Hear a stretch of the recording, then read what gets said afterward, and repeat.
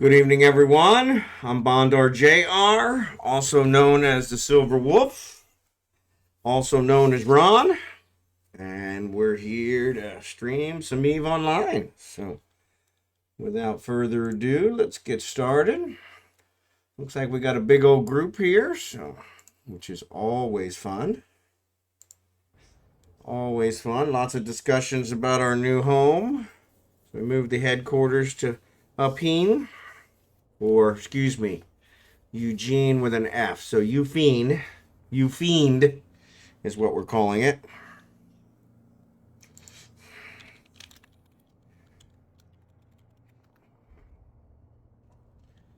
But, yeah, so, because anybody who comes in there and steals our belts is going to be called a fiend. So, but actually, yep, the only people in system are court members, so that's pretty good. So I like it. I like it a lot. I like it a lot. So yeah, I canceled the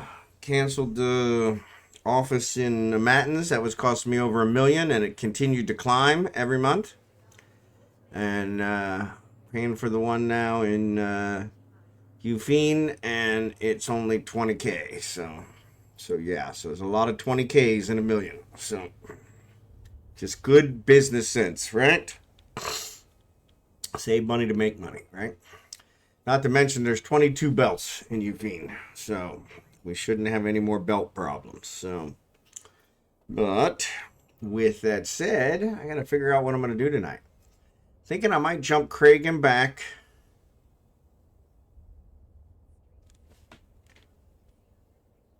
I hear beeping.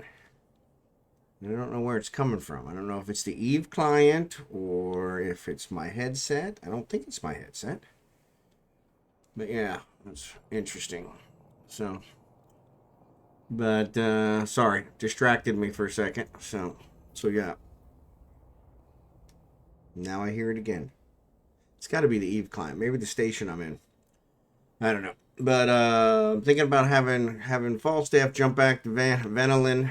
Want to put some more prorators in the oven. Maybe sell the couple I have. I'm kind of low on cash. And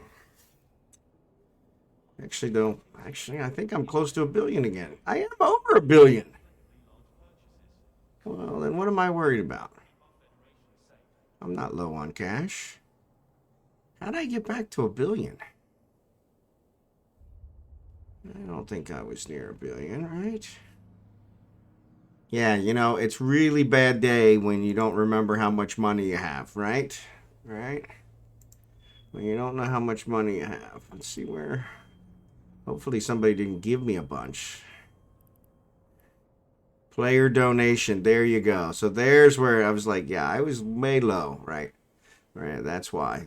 Thanks, Lania. Kicking. Appreciate it. That was completely uncalled for, but I do appreciate it. Yeah, I was thinking, wait a minute, I'm pretty sure I was under 100 million. Yeah, so, yeah. Hate when that happens. So thank you for that, Lania. Kicking. So that was for court funding. Well, I appreciate that. I appreciate it. But yeah, I was like, I wanted to make some money because I know I'm pretty low. That's why I built the prorator so I could sell those. Because they usually net me a pretty good profit. I think I haven't really done the spreadsheets on them in a while, but I was building them for about 80, selling them for 140. So I was making about 60 million each. It fluctuates quite a bit depending on mineral prices and that kind of stuff. But yeah, it used to be really good. The price hasn't really gone down. But where's Tango? Actually, Jackson, I'm pretty sure you're either I'm Tango and you're Cash, or you're Cash and I'm Tango. Wait, or you're Tango and I'm Cash. Yeah, pretty sure. Guess it's a matter. I don't remember which one was which. So my wife, when we first met, she said I looked like Kurt Russell, and so I don't remember which one he plays. I think he played Cash. Or I don't know. I'll have to look it up now. But yeah, so which I guess whichever one, yeah, which your Jack Palance, yeah, I said whichever one was, whichever one Kurt Russell played, that would probably be me. Now I'm gonna have to look that up. Now you can see you constantly distracting me.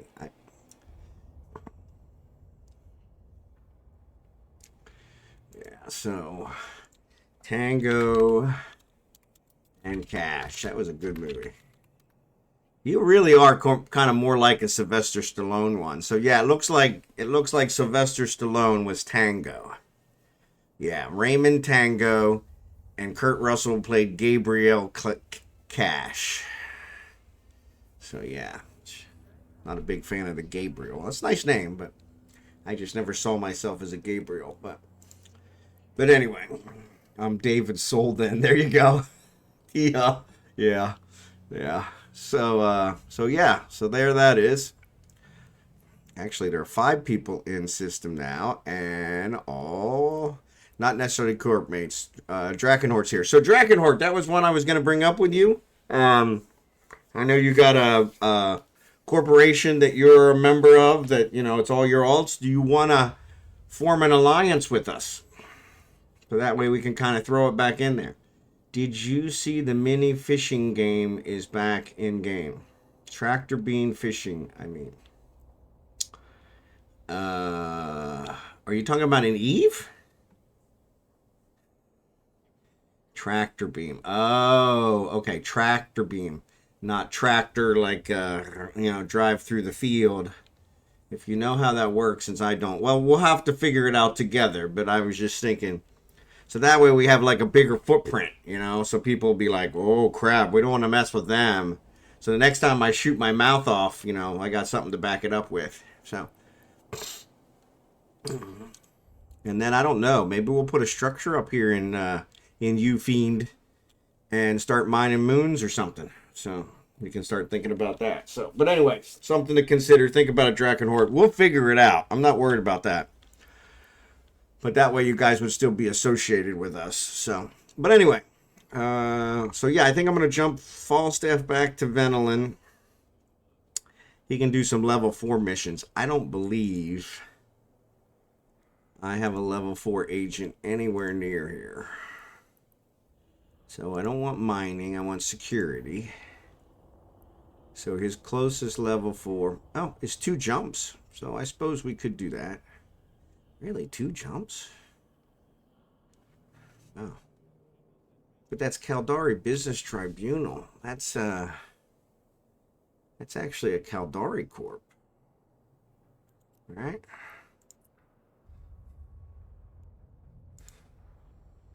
Yeah, Caldari State, which is why I probably have the standings with them, because I have quite a bit of standings with them. But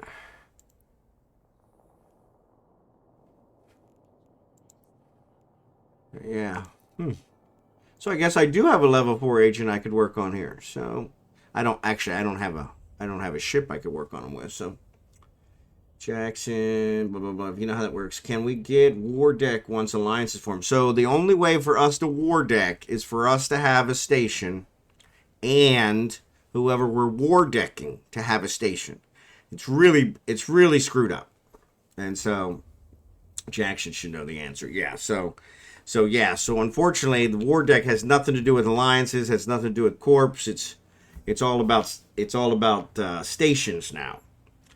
Because the station is what you actually will list as the headquarters of the war. And if your headquarters that you put in the war gets destroyed, or your opponent's headquarters that's how the war is ended.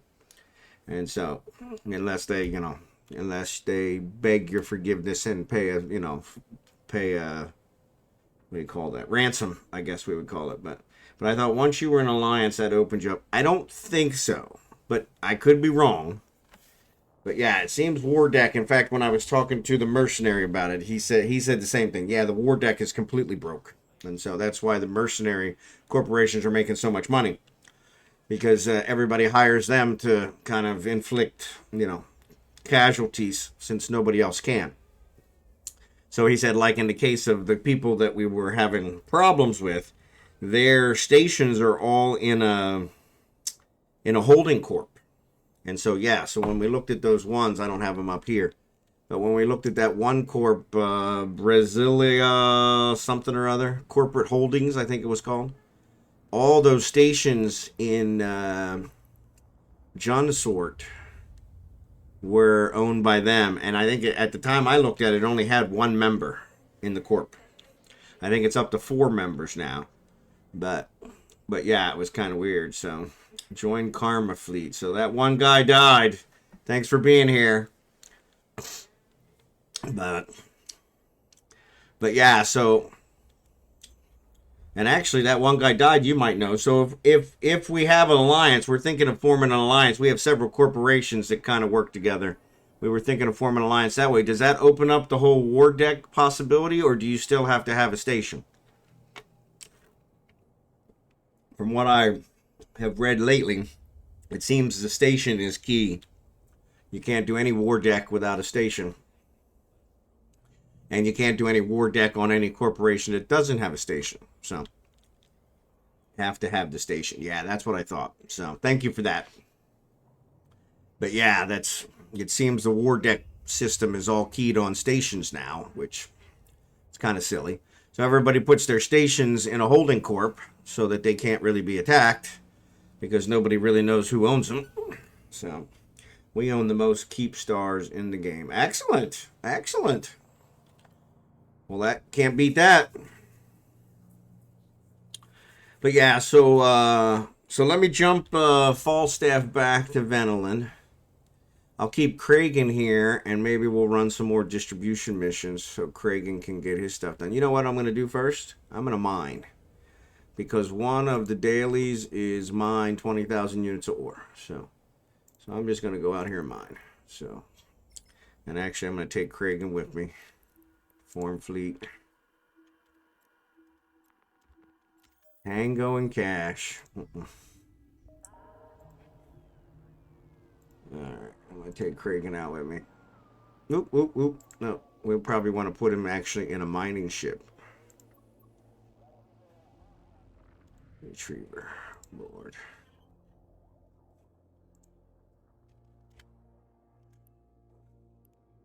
Oh, I guess we probably should put him back in a station and unload our mining ship. Duh. But yeah, I'm just gonna mine enough just to get this air daily. And Jackson just logged off. Jackson has left the building. Jackson has left the building. So then who's Starsky if I'm Hutch? Well, I was thinking probably you and Blossom would probably have to figure that one out, right? And I guess we could also have like who is TJ Hooker's partner? Because that was Shatner. Not fair. Not fair. I don't know. I think you got the best deal. I got stuck with Jackson. I mean, come on. I think I'd want Blossom on my team. You can have Jackson as Hutch, and I'll take Blossom as Tango. A bunch of anomalies. Let's just pick a belt. Let's go to, what is that? 7, 6, 6, 4. 6, 4. All right, Kragan, where are you at? 6, 4 it is. 6, 4. I should have did 10, 4. 6, 4. Oh, looks like Kragan got a new skill, so he can actually fly some new ships. Woo-woo. Just logged out of the game, still lurking. Well, I appreciate it, Jackson. So are you home, or are you still south?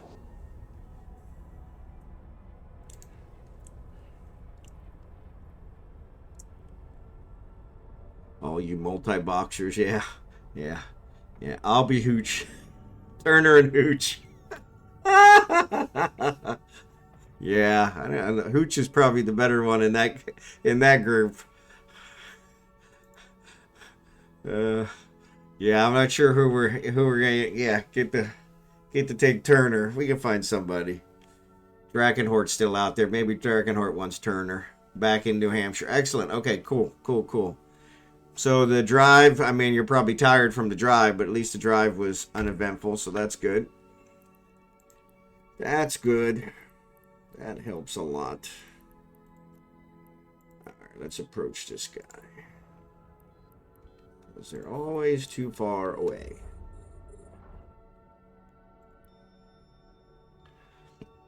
I get spoiled by this boost. Alright, there's Kragan. Every time, so I don't know if you guys know the, I'm sure you do, because, you know, we're all nerds here, but just cold, the shit weather comes tomorrow morning. Well, it looks like you beat it back, so that's good. So there's at least that. Alright. But in Star Trek V, The Undiscovered Country,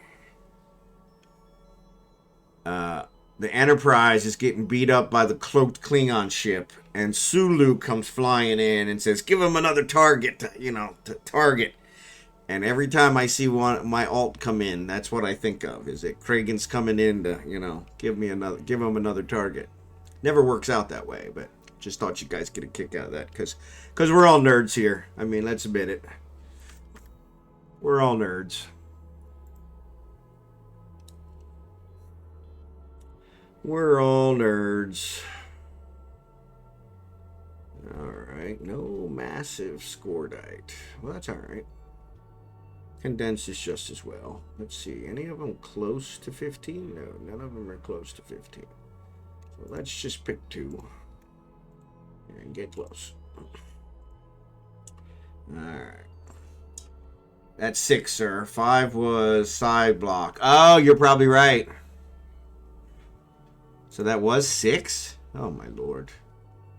Now I misquoted Star Trek. I mean, I'm gonna lose my nerd card. God. Side block. Yeah, that was Spock's brother, right? Spock's half brother. They were a little loose and mean with the half brother stuff, but. And the barrier. Yeah. The Great Barrier. Just wanted to say have a good stream before I lurk. Alright, thanks GarouDemi. Appreciate it. Thanks for being here. I think I need to approach this one. Because we're getting close to that one, but we're not getting any closer to this other one. Yeah, we could just target the same one. Oh, no, this one. Oh, we're flying right through Falstaff's beams. That was a Ghostbusters thing. Don't cross the beams. Don't cross the beams. Alright, so Falstaff got his. Alright, let's turn this off. Alright. Falstaff got his, so yeah, so we'll wait until Kragan gets his and then we'll fly back. Yep, and the barrier. Yep, you're right. I'm wrong. You're smart. I'm dumb. You're good looking. I'm not attractive. That's from Happy Gilmore. Probably my favorite movie of all time. Ties hockey and golf together. And crap, why can't I think of his name? I'm really having a hard night tonight. No, but I would go to Mars. There you go. Yeah, that's... it's funny you say that. Bob Barker was in it, yes, but I was thinking of the main character. Bob actually had the best part. I think you've had enough, Bob. No, the price is wrong, Bob. Adam Sandler. Thank you, Frilner. Thanks for being here tonight. Adam Sandler. He's one of my favorites. My wife's not a fan. Not a fan. They're making... I know. I'm super excited. It's going to actually come out after I'm in the Philippines. So I'm really, really worried I won't be able to see it, or I won't be able to see it right away because of, different rights and that kind of stuff. There's all kinds of things around, They show most of the really good movies in America first. And so before they actually get pirated and dubbed and moved to the other countries. So excellent, that one guy. I speak a little. Just enough to probably get me in trouble, but I am learning. I have a sister-in-law that doesn't speak any English, so I've been trying to learn some for her. So, plus I always want to know what my wife's saying about me to her family. So, but 15 months on Guam, 2 years in the Philippines. Excellent. Whereabouts in the Philippines? Was it Subic Bay? Oh, my monitor just flashed. Yep, Subic Bay. Subic Bay. Excellent. All right. Cragen just got his Air one. Excellent. So let's go and dock. I think that's the one, right? Yes, that's the one. All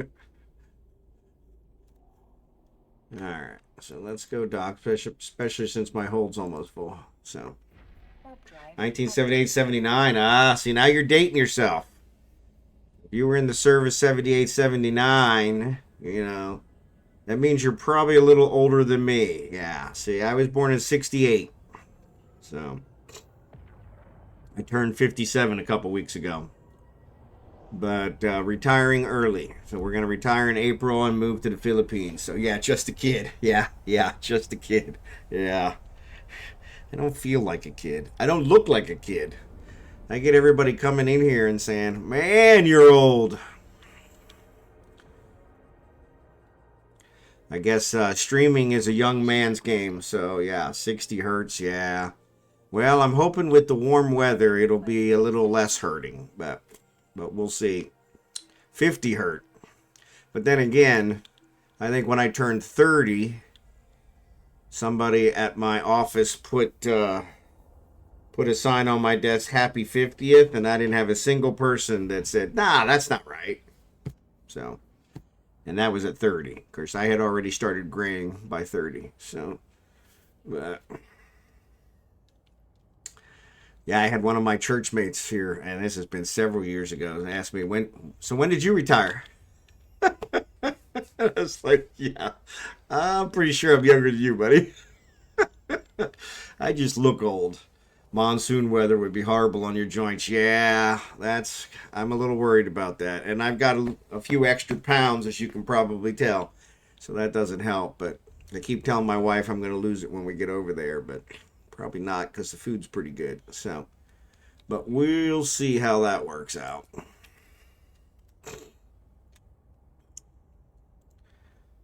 But we're pretty excited. It's getting, I think she informed me. I've been telling everybody 8 weeks.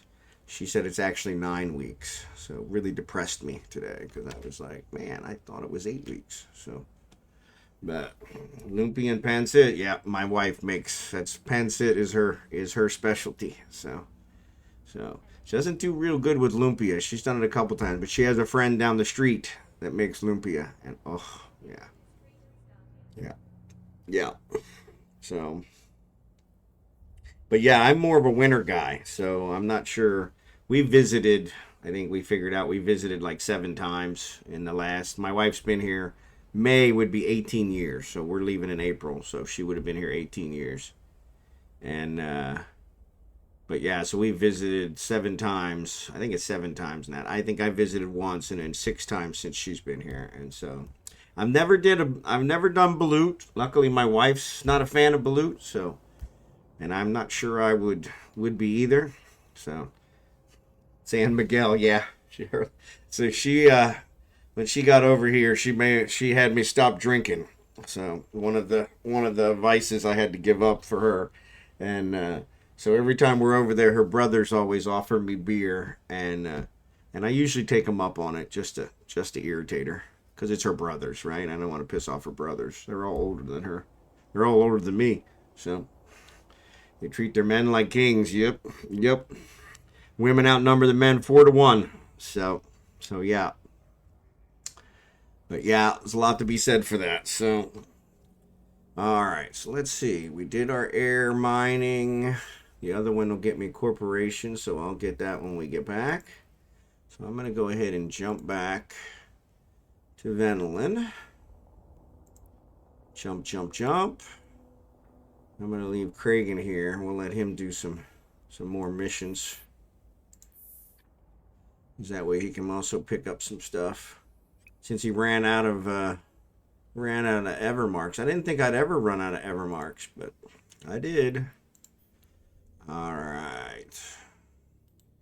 Let's jump in our Archangel, our Mackerel.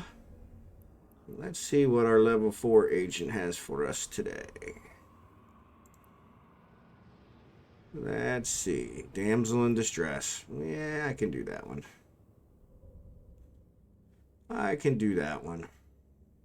Kroll's hideout. I'll get Kroll's DNA for like the 27th time. Alright, let's check and make sure I've got it all healed up. Because if I had a nickel for every time I flew out without healing it up,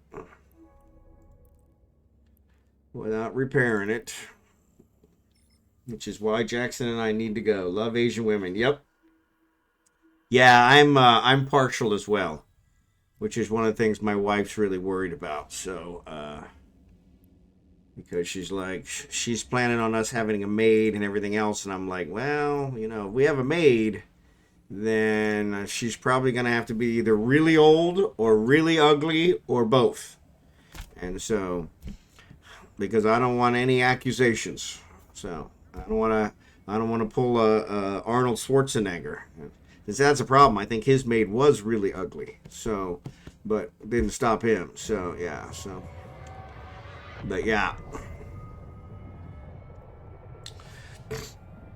But yeah, kicking Jackson, you guys come over. I got lots of nieces, and they're all looking for somebody. Not all of them, but many of them are looking for somebody. Because yeah, as we said, the women outnumber the men by a lot. We were teasing that. Sorry, I can't target and talk at the same time, it seems. But yeah, we were teasing that when my wife was processed through the American Embassy in Manila in, oh, I guess I should turn my hardeners on, huh? What a dumbass. But you guys didn't see that. But my wife was processed through the Manila Embassy in 2006. No, actually 2007. April 2007. Because she got here like a week after. And they were processing about 1,000 women a day through the Manila Embassy there. She stood in line for like 7 hours for her appointment. And yeah, it was. They were actually exporting more women than they were mangoes at that point, and so yeah, it was interesting to say the least. So.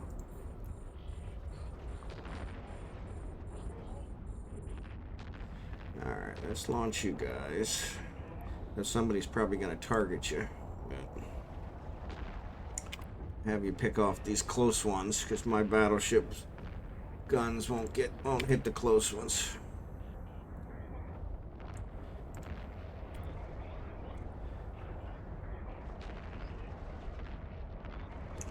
But yeah, they were processing a ton of women through the Manila Embassy per day.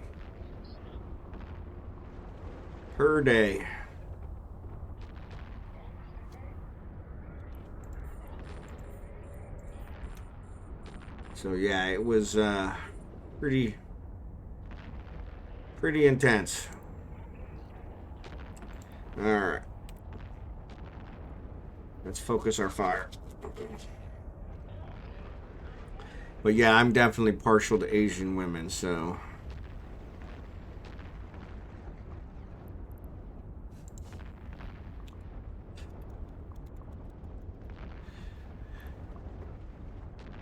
Jackson or Jerry Can's telling jokes in the Corp channel.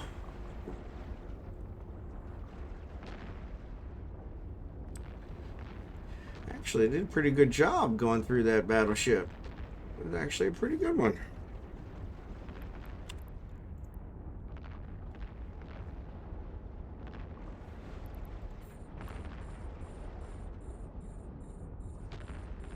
Usually it takes longer to get through the battleships.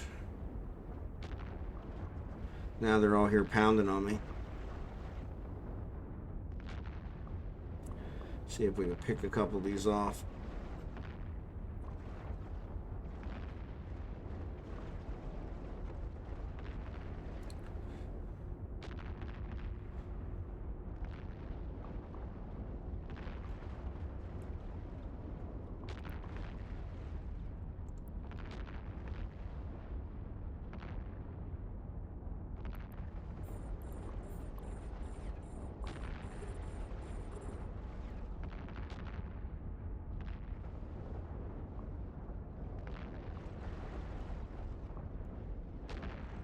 Kinetic and thermal, so that's good.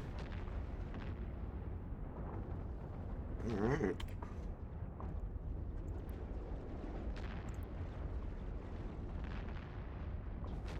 Alright.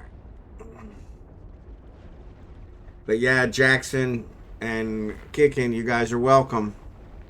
I'll have you fixed up in no time. I'll have you fixed up in no time.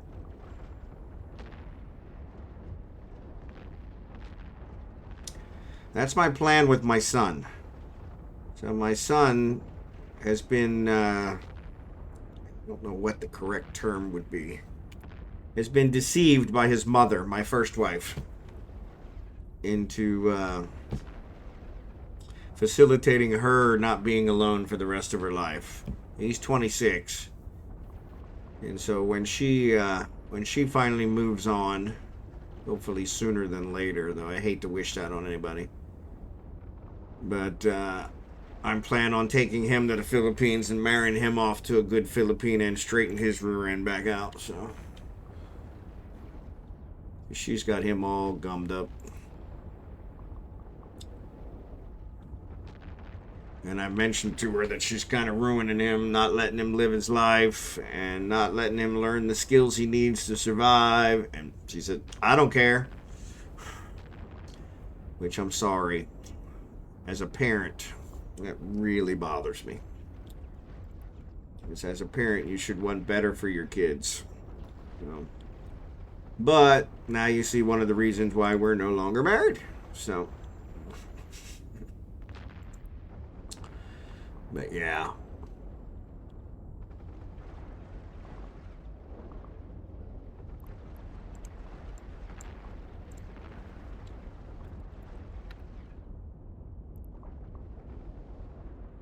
Alright.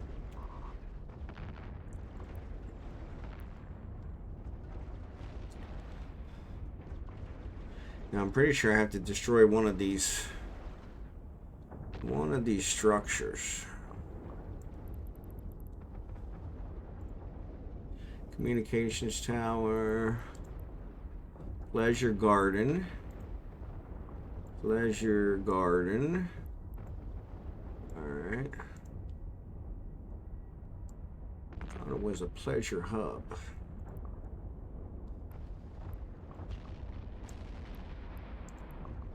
Slave pen. Maybe that's it. Slave pen. Now there's 2 of those. Slave pen, 3 of those. Alright. I guess they changed it, so I'll have to actually read it. Toys, you're disputable, blah, blah, blah. We've crashed to find our meeting, bring your safe back. We give you coordinates of this nightclub. It's inside a pleasure complex. I expect you to take care of the rest. Now, there's 2 pleasure complexes. So what the heck? Pleasure garden. Pleasure garden. I guess we'll just blow them both up. What the hell? May as well.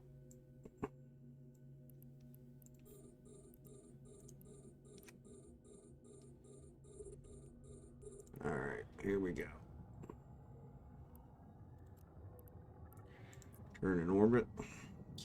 What's this I hear about mangoes? Yeah, so they're, when my wife was processed through the Manila Embassy in 2007, April 2007, they were processing 1,000 women a day for visas. Fiance, visitor, marriage visas, all of the above.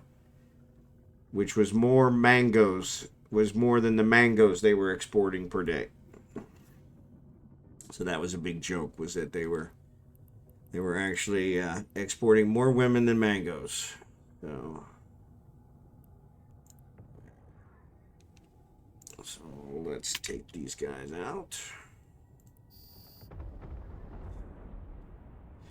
That's a lot of hoochie. You're not kidding.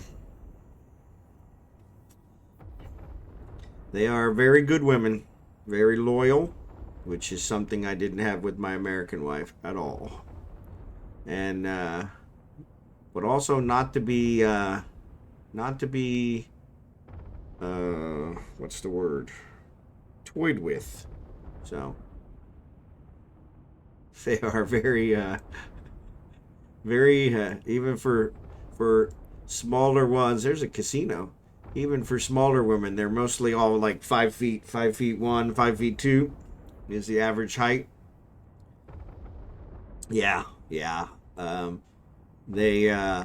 wish I had known that before I married the first one too. But I have two beautiful kids. I'm very happy with my kids, but not at all happy with their mother. But yes, I'm very happy with my kids. So from that perspective. But yes, let's stop approaching. Well, their guns probably aren't hitting, but yeah, the years I could have saved. I was married to her for 13 years, and so yeah, if I had those back, that would have been awesome. When does the next drop start? So actually, I believe. What's up, Super Bob? Thanks for being here tonight. But I believe there are drops now. I don't have it in my title, but I was watching somebody today, and I got a drop from Eve. So I don't remember what it was, but. So, and then I was watching someone from No Man's Sky, and there were a bunch of drops for that, and so.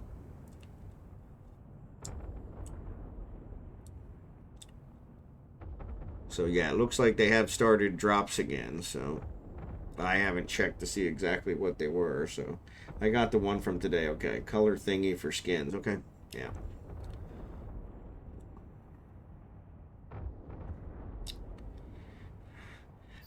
I was kicking, but I stopped. I just did it to get my daily. So sorry. Midnight Mass Satin. There you go. That's probably a rare one we could probably sell for some money. So there went one pleasure garden. Yeah, the mission just says that you have to get her from the pleasure area now. So there's 2 of them. So Kroll slave pens. Yeah, I don't see the other ones. Oh, there's some more ships coming in. What's up with that? Well, that's totally uncool. Well, we're just gonna have to take care of that. Alright, so let's pull these guys off and have them start taking these guys out.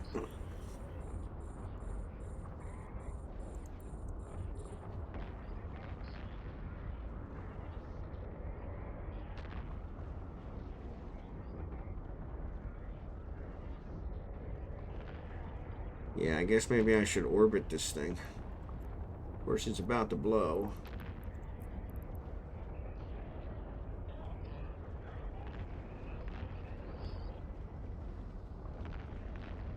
Battleship's doing some damage. Come on. Crying out loud. Take out, that's just a cruiser, for crying out loud. Here, let's do this. Take out these spider drones. Crying out loud. The gnats. Yeah, the spider drones are webifying me, which is slowing me down. Oh my goodness, there's a whole bunch more. Well, that's totally uncool. Alright, there's one. Alright.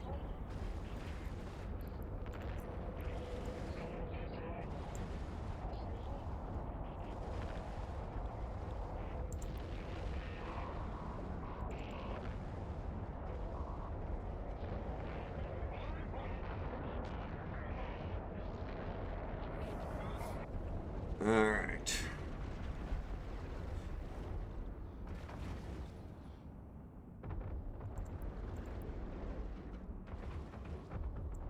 Alright, let's get our bearings. They shouldn't be able to hit me now. So, they are still hitting me, which is kind of weird.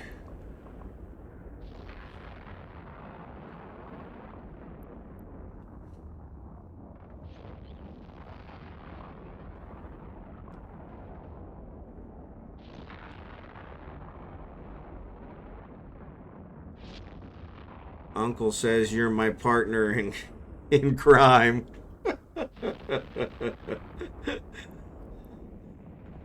I figured you could do a lot worse. I gotta wait for him to get closer. Alright, so they're actually not, you know what? Let's just get out of here. Warp drive active.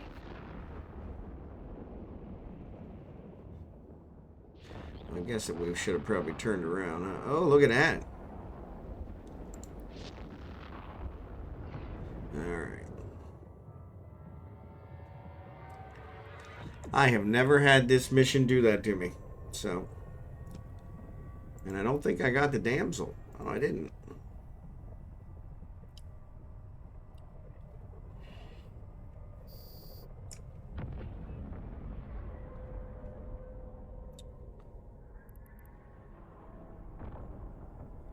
Pirate sex toy factory. That's alright. Let's go ahead and repair.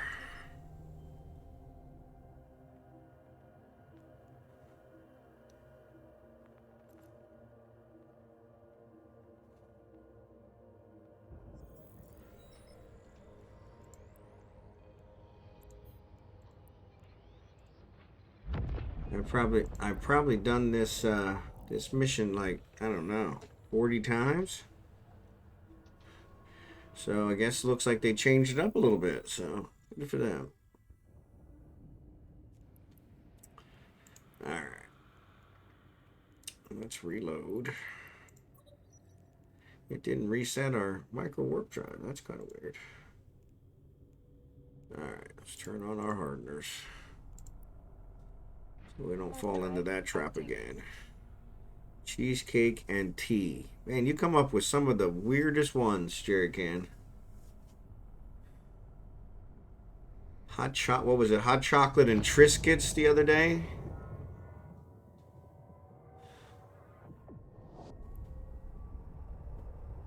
My wife's out there moving around. I don't know what she's doing. 7-2 if anyone is out here. Alright. I may bring Kragan out there with you. Alright, so who's this Zor guy?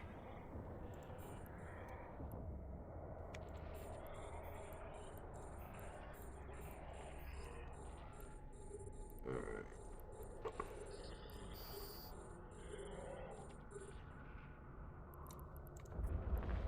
Alright. Boom, boom, boom. They are doing some damage. We probably should have taken out the smaller ones first. Hindsight's always 20/20, right?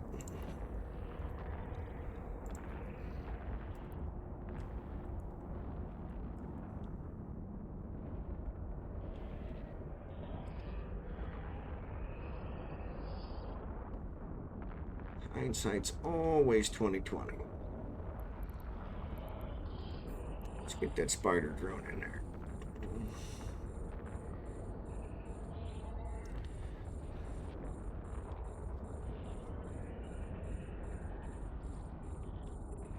Alright, let's do F on you. Let's go to you.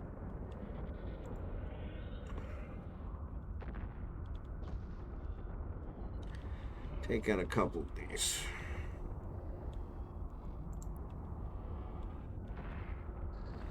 Killing my cat.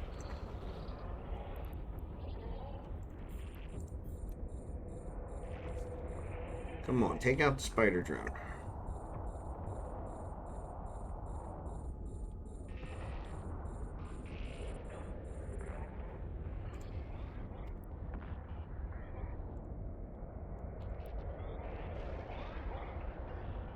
don't know if I can hit him that close. Alright, there she goes. Alright, whoop, they're actually targeting my drones. Alright, let's get aligned. Where are we at? Aligned.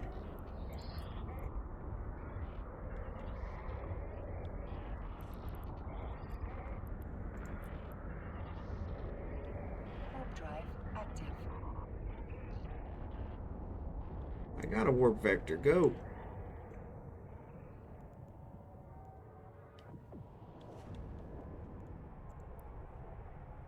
I was trying to have a good time and enjoy some fine women along with barrels of booze, but you just had to drop by and ruin everything, didn't you?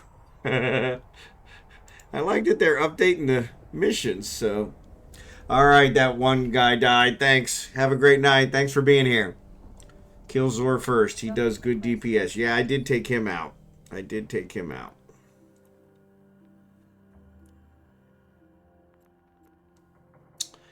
I did take him out. Alright. They are just overwhelming me.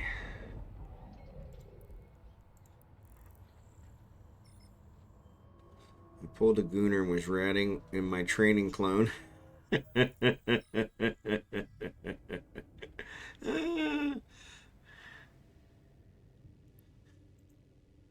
Alright, let's reload. Turn these on. Warp back there. You're such a Gooner.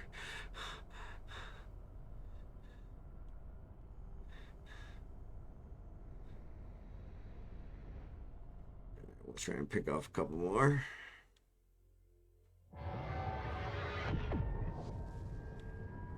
I hate that when I warp, it always throws it right up in my face. Like, hey, in case you didn't know what ship we're flying, here it is. Up close and personal.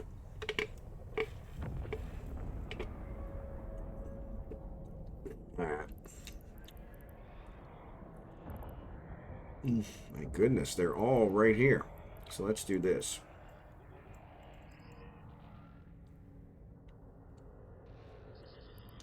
Let's put some distance.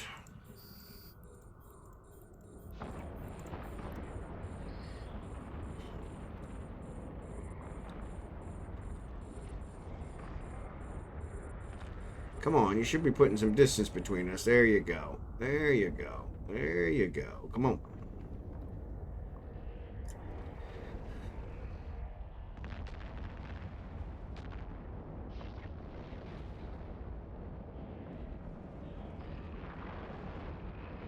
Buy me a little space.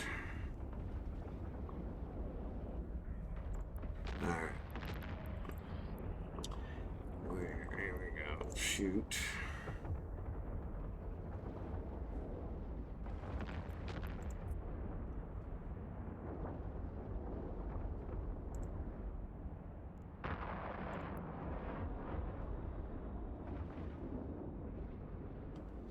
Now they're too far away.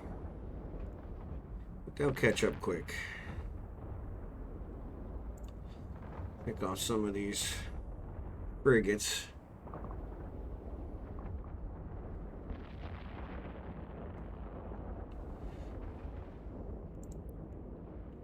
Alright, turn you off.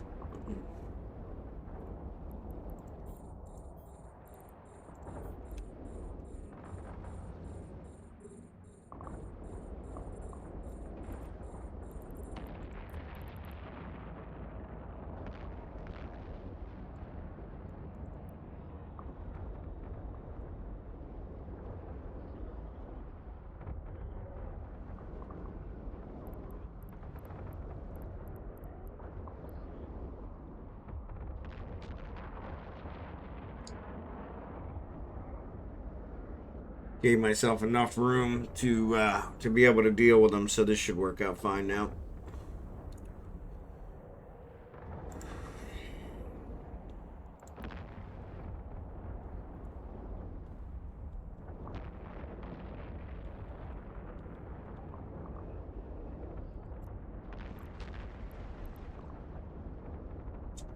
Yeah, I want to go to 30.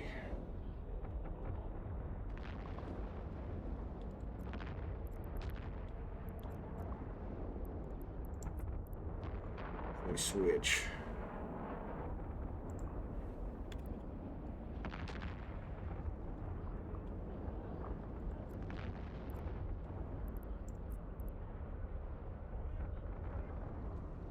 What's up, Blossom? Going to full lurk mode. Have a good night. Nice weekend, Bond. All right. Thank you, Jackson. Have a good one. Get some rest.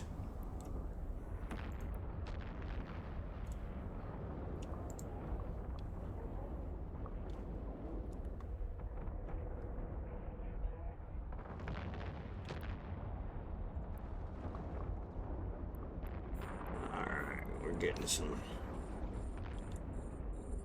some damage now. Take out these cruisers, and then we'll work on the battleships.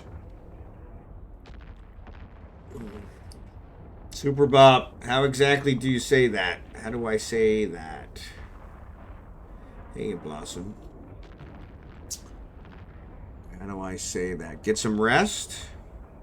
I'm not sure. I'm not sure what you're referring to, Super Bob. Oh. So it's actually Bond. That's my last name. R for Ron. And JR for Junior. I was named after my father. So it's Bond R JR. So sorry about that.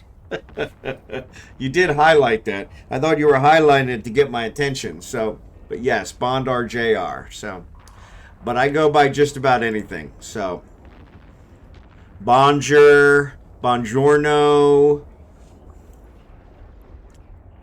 I actually use it as my domain name as well. So all my email goes through it. I probably shouldn't say that, but all my email goes through it. It is actually an identifier that I have used for over 30 years for myself.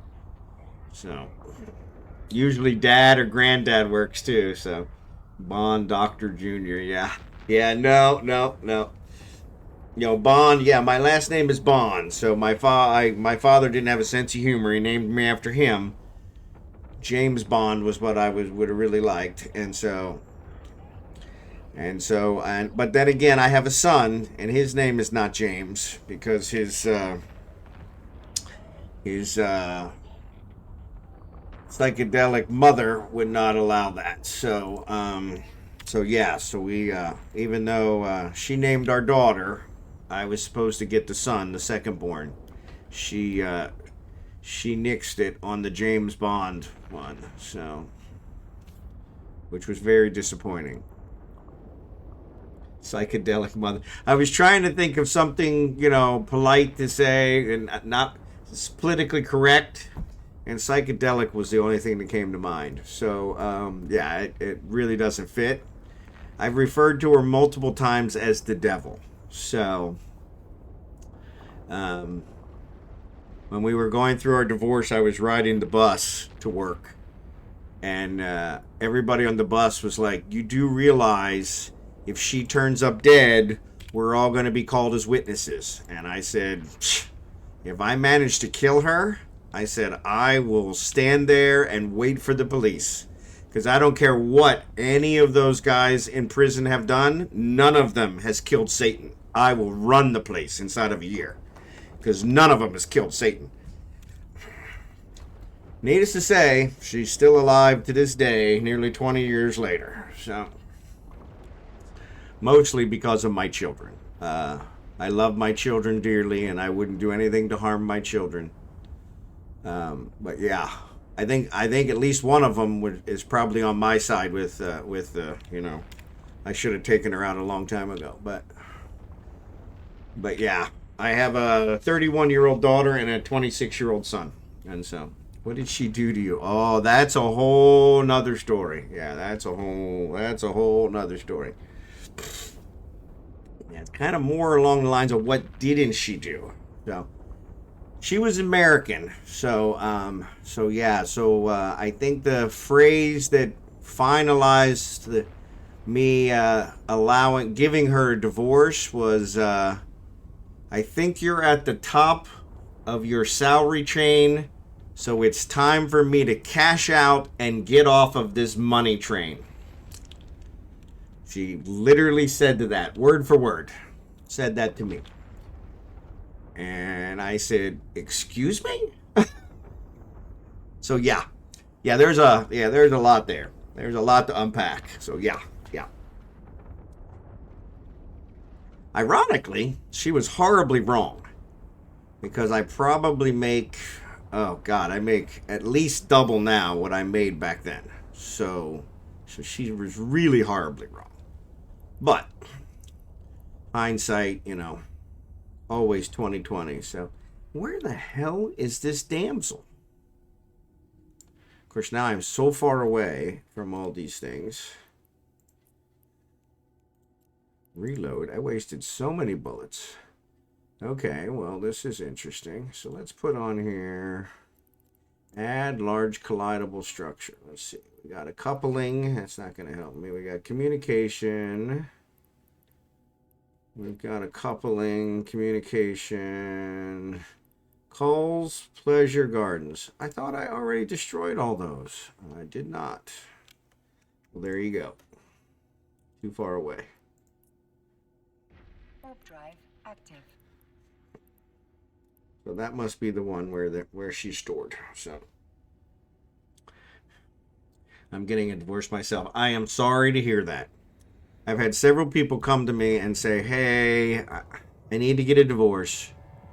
And I've told them all the same thing, that work it out. If there's any way that you can find something in your relationship that is worth salvaging, work it out. Because a divorce is such a horrible, horrible thing. Oh, I know what happened. I never finished it.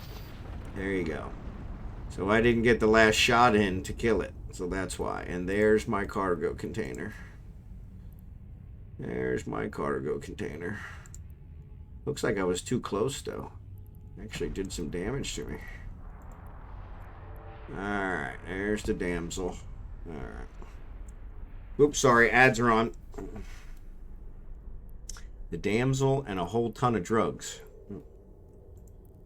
Alright, so we can remove these from the collidable structure. So yeah, so let's save this, because we've got a lot of wrecks. Save. Oh, you know what? I got an MTU as well. What? I don't know why I always forget about the damn MTU. Launch for self. There we go. All right. We'll do that. All right. Let's go back and turn this baby in. And reload. And then we'll come back and salvage this stuff up. Ooh, you know what? Here, let's do this. Save. There we go. Submit. All right, now we can go. Save my MTU that way. But yeah, she was. I'll wait till the ads are over.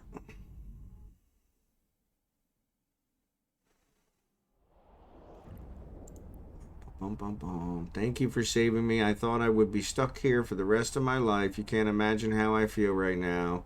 Now please get me out of this cargo hold. I can barely breathe. So they've actually added dialogue from the damsel, from Zor, from Krull. Yeah, that's pretty good. They've actually done some work on these. Gotta give them credit.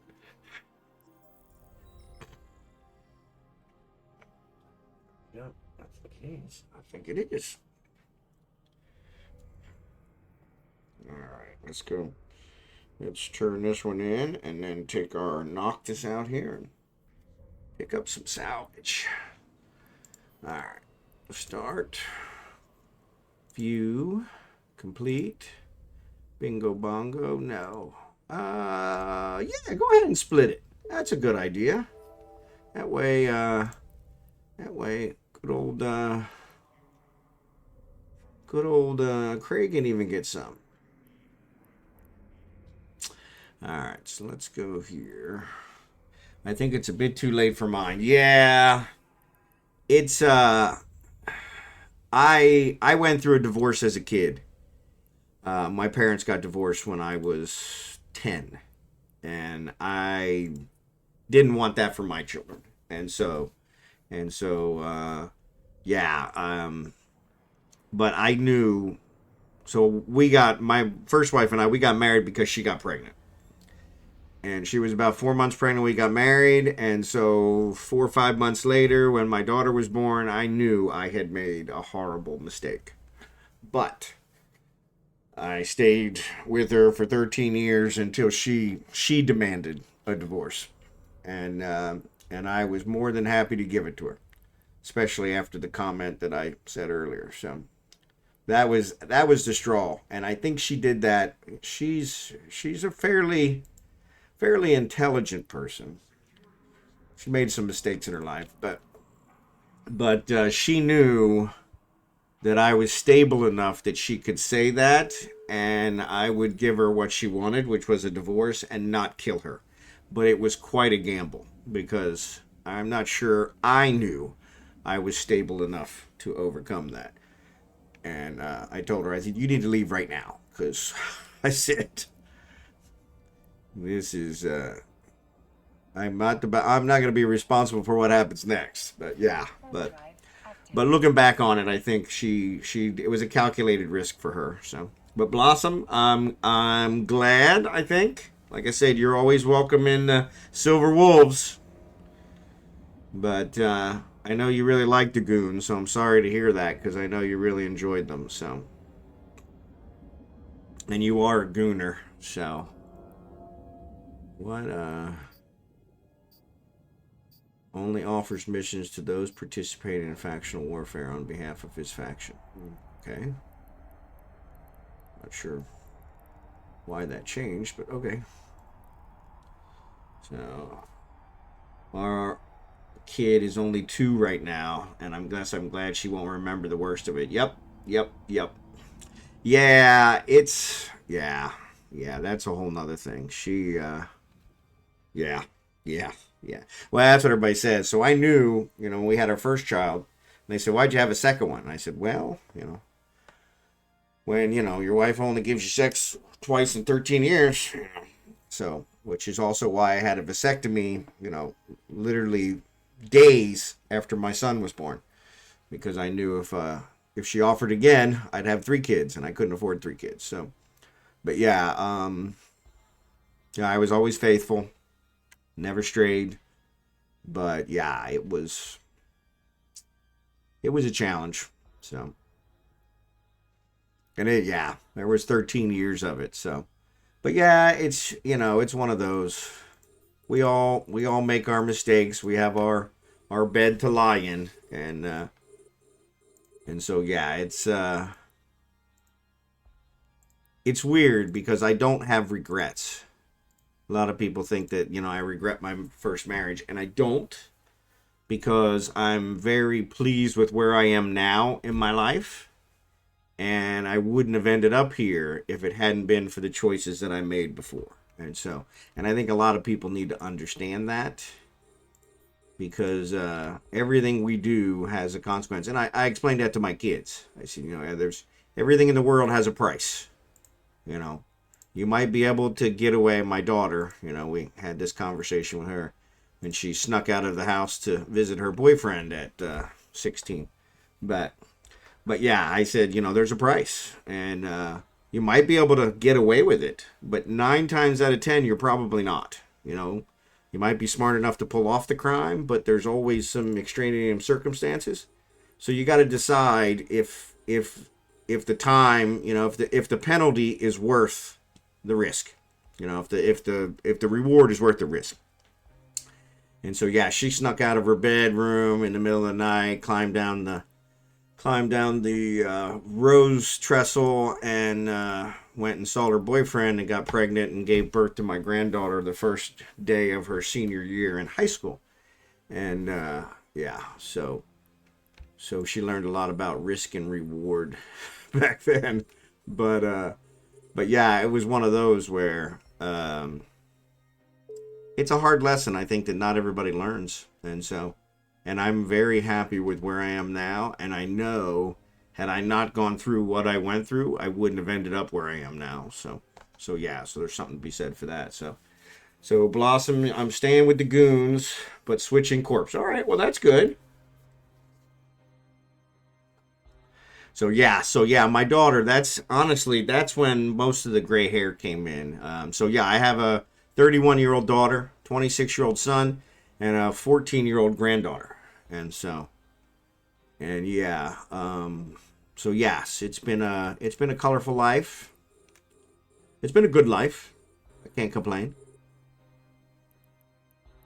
Let me pick this guy up. So can I scoop to cargo hold? That's it. And then that should leave a, yep, that'll leave a cargo container, which somehow is further away than the other was. Which I don't always understand. Why is it so far away? But yeah, so it's everything everything happens for a reason. So we my current wife and I have been married. We've been married, it'll be 18 years in May. And it's funny because I tell her, and she doesn't quite buy it, but I tell her I remember every day with my first wife painfully. It was, I felt it was my cross to bear, so to speak, because I had made a mistake. But I can't believe my second wife and I have been married 18 years, or will be 18 years in May, because it seems like it was just yesterday that we met.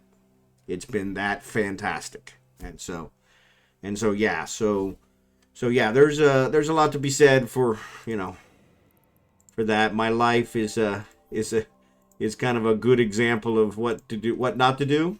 And so, but my first wife, that's a whole story all by itself. That's a novel waiting to be written. Yeah, oh man, she's a work of art. And that's putting it mildly. That's putting it nicely. So yeah. But yeah, she's kind of screwing up my son's life now, and that's where I'm kind of pretty upset with. So I guess time flies when you're having fun. It does. It does. Yeah, so that was the other thing. I was afraid that my current wife, she's the one from the Philippines, and so I was afraid she was gonna get rid of me once she got the record at 14 years. And so yeah, so the fact that we're retiring in April and moving to the Philippines permanently and still together is kind of like, that's a huge win for me, because I was like, I thought she kind of wanted the record, but that was all she was really going for. But it seems like, yeah, maybe she is pretty satisfied, at least enough to stay together. So we've got a good life, and it's a really good life compared to where I was. And so, like I said, I tell her all the time, she saved my life, because I was in a bad place after the divorce. And yeah, I hope you make sure you get some help, because a divorce, it takes its toll on you. It's not your fault. It takes two to tango. Everything happens. There's not a lot of things in the world that you can't do a whole lot about. So, but yeah, I blame myself. I still do, partially.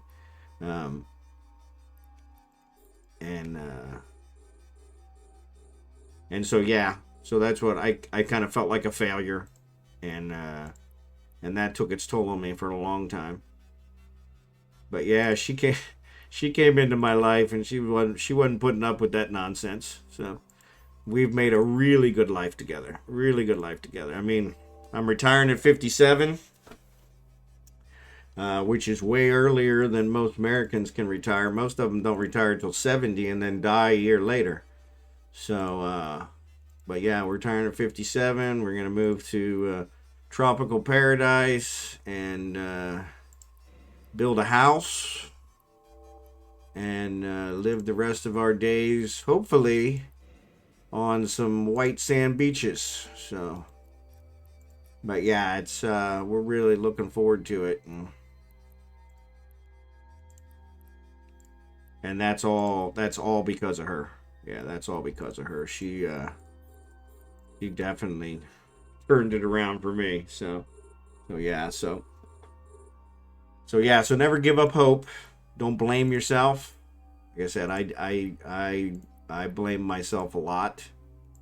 Um, when my parents got divorced, they used the kids as pawns against each other, and so I just assumed that was how divorces went. They do not have to go that way. Um, I was always the bigger man in the divorce. My kids never heard, I should say, never, until probably the last couple years, never heard a negative word come out of my mouth about their mother. Um, in fact, to the point where they were like, because I guess she talked about me pretty bad all the time, but they were like, "What's going on here?" And then yeah, years later, my daughter and I have come to a lot of terms about some of it. My daughter blamed me for the divorce, as I did myself. So, and we've come to a lot of terms about it. But I think a lot of that was because she was only getting one side of the story, because I didn't talk to him about it or any of that stuff. So yours, like you said, luckily yours is young enough that they probably won't remember most of it. So that's really good, because that helps. I've got 5 years between my kids, and yeah, that was problematic when it came to the divorce. I think this is the first time I've had to actually move my Noctis because something was too far away. Oh, I can't. Yeah, I can. Yeah, I can. Yeah, I can. Yeah, I can. Yeah, I can. I was thinking I wasn't going to be able to hit the afterburner, but I'm using tier 2 tractors on this baby. So yeah, so they'll work with the micro warp drive. So yeah. So shoot for this guy. Well, let's shoot for all these guys, and we'll just hook them up as we go by. Almost every one of these had loot. That was pretty good. This is a really good setup.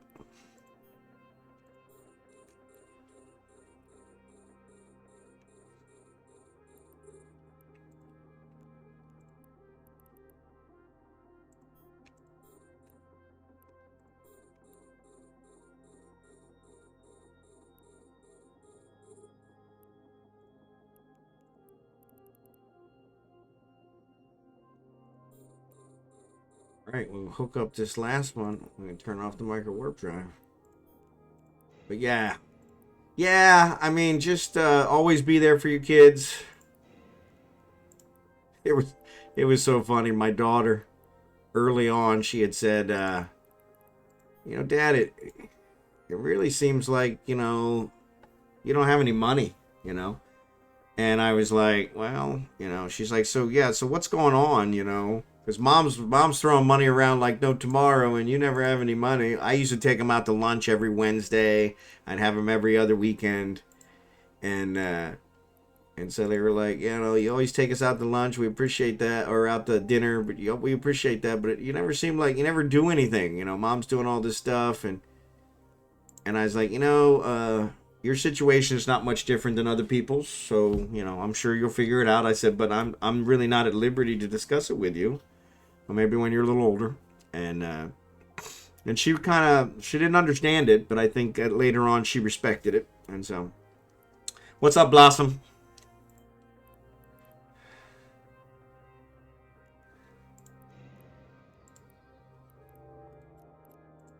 But yeah, we've really grown. The daughter and I have really grown closer together through the years because of a shared shared. I don't want to say animosity, but yeah, we're really not. Neither one of us is thrilled about what her mother is doing to her brother, and her brother is really, he's too naive to see what's going on, and I guess that's a good thing, I mean, at least from that perspective.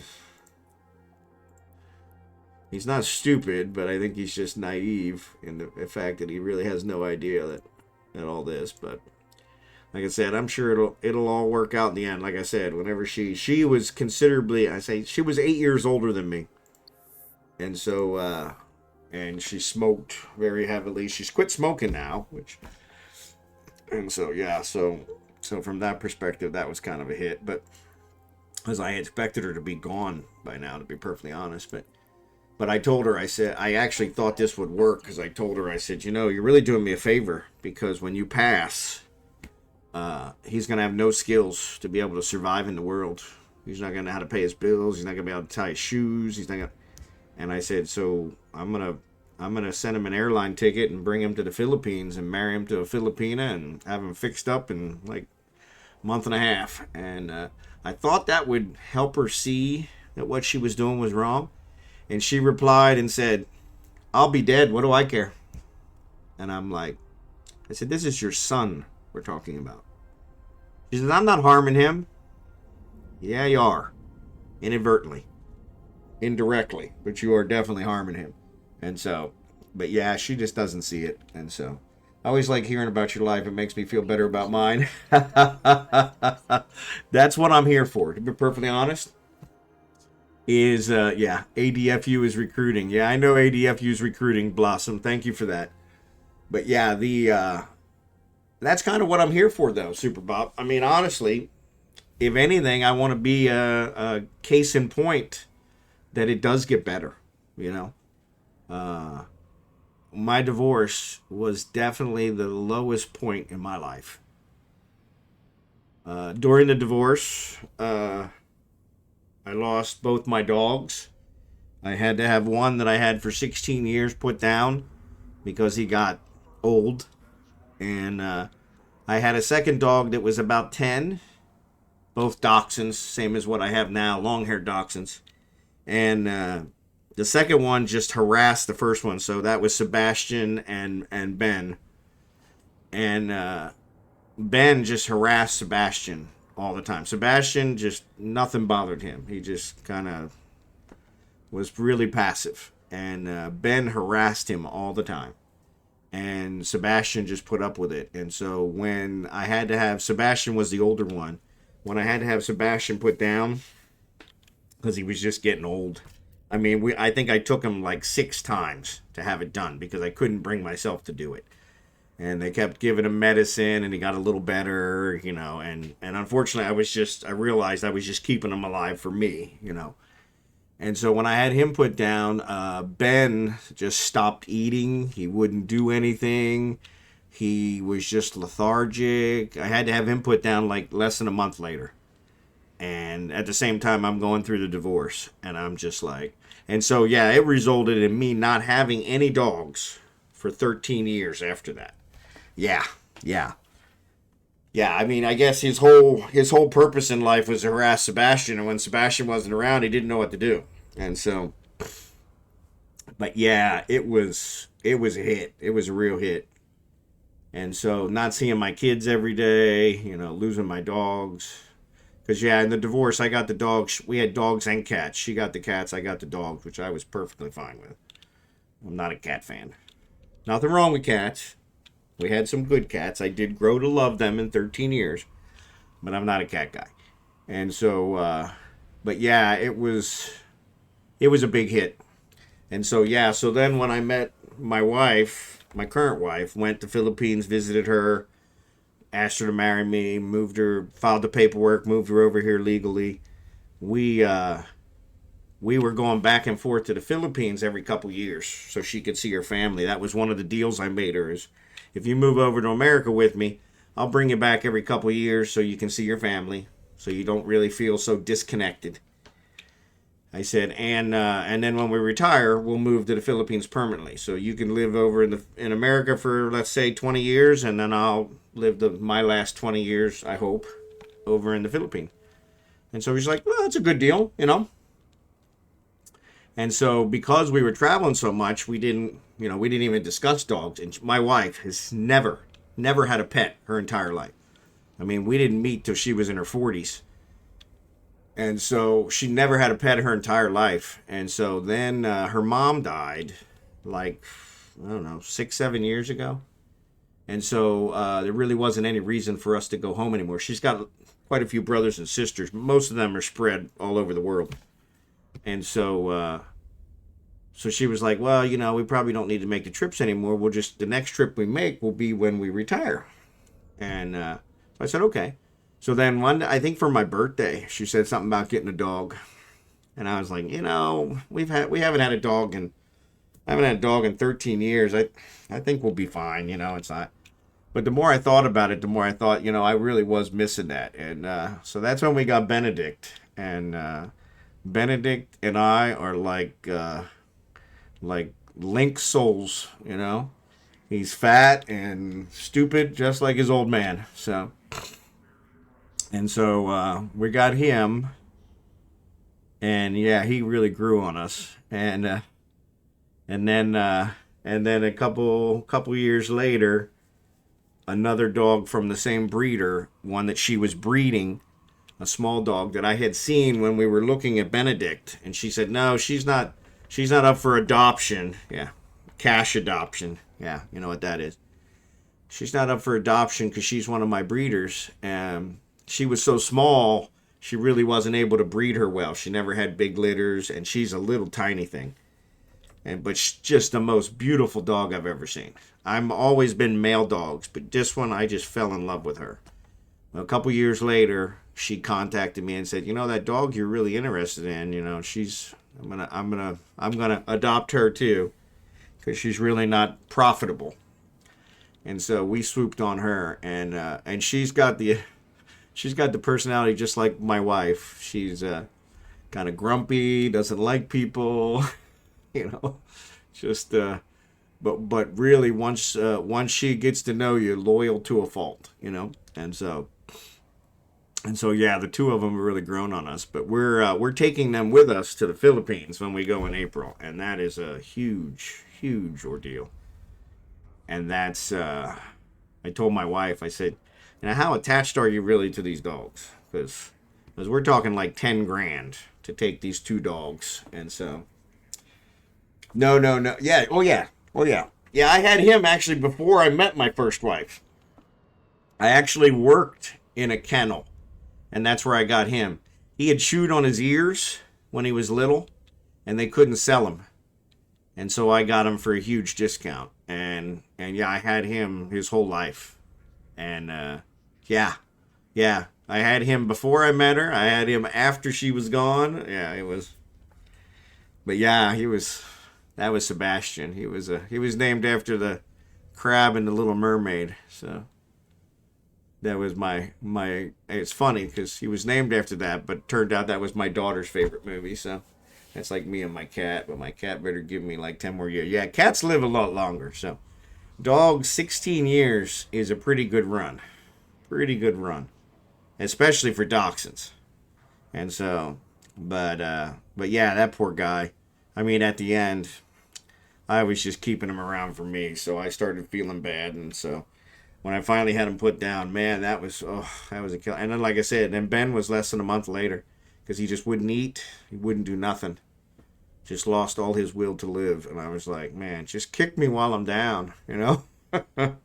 But like I said, I bring that up as here I am 20 years later, happier than I've ever been. And so I got a great wife. I got two great dogs. I'm spending an arm and a leg. I have an arm and a leg to spend to take my dogs to the Philippines, you know. So very blessed. Very blessed. And so Blossom, I say it as a joke when I'm actually trying to switch over to ADFU and hang out with Rose. That's a good idea. You and Rose could always, you know, do with hanging out a little bit more. And I don't think they have the same requirements for login time, do they? Because I know that's where you've been getting hit, is because you've been playing too much Monster Hunter and Slime Rancher. Yeah, that's like me and my cat. Yeah, like I said, I'm not a big cat fan. My first wife had cats, and I grew to love them. They were good. But it was definitely not a cat fan. But that was another thing that kind of bugged me. So of course when the dogs went, I called her, I called the kids. I said, "Hey, the dog Sebastian's not doing well. You guys want to come and say goodbye?" And did a whole ordeal with that. She lost both the cats, I think a year after we were divorced. Didn't even tell me until a couple years later. One time I was picking up the kids because I never went in the house. She wasn't much of a housekeeper, so that wasn't really a loss. But I never went in the house, and I think I was in the house for some reason. And I noticed the cats weren't there, and I was like, so, where's Bandit and Bear? There was Bandit and Bear. And she said, oh, they passed away a couple years ago. And I'm like, they didn't even tell me? And she was like, well, you don't like cats. I'm like, yeah, but I lived with these cats for 13 years. I mean, whether I like cats or not, I mean, come on. But yeah, that was kind of her personality. What's up, Nunu? Good to see you this morning. Good morning to Italy. I like my world diverse viewer group. Appreciate you being here.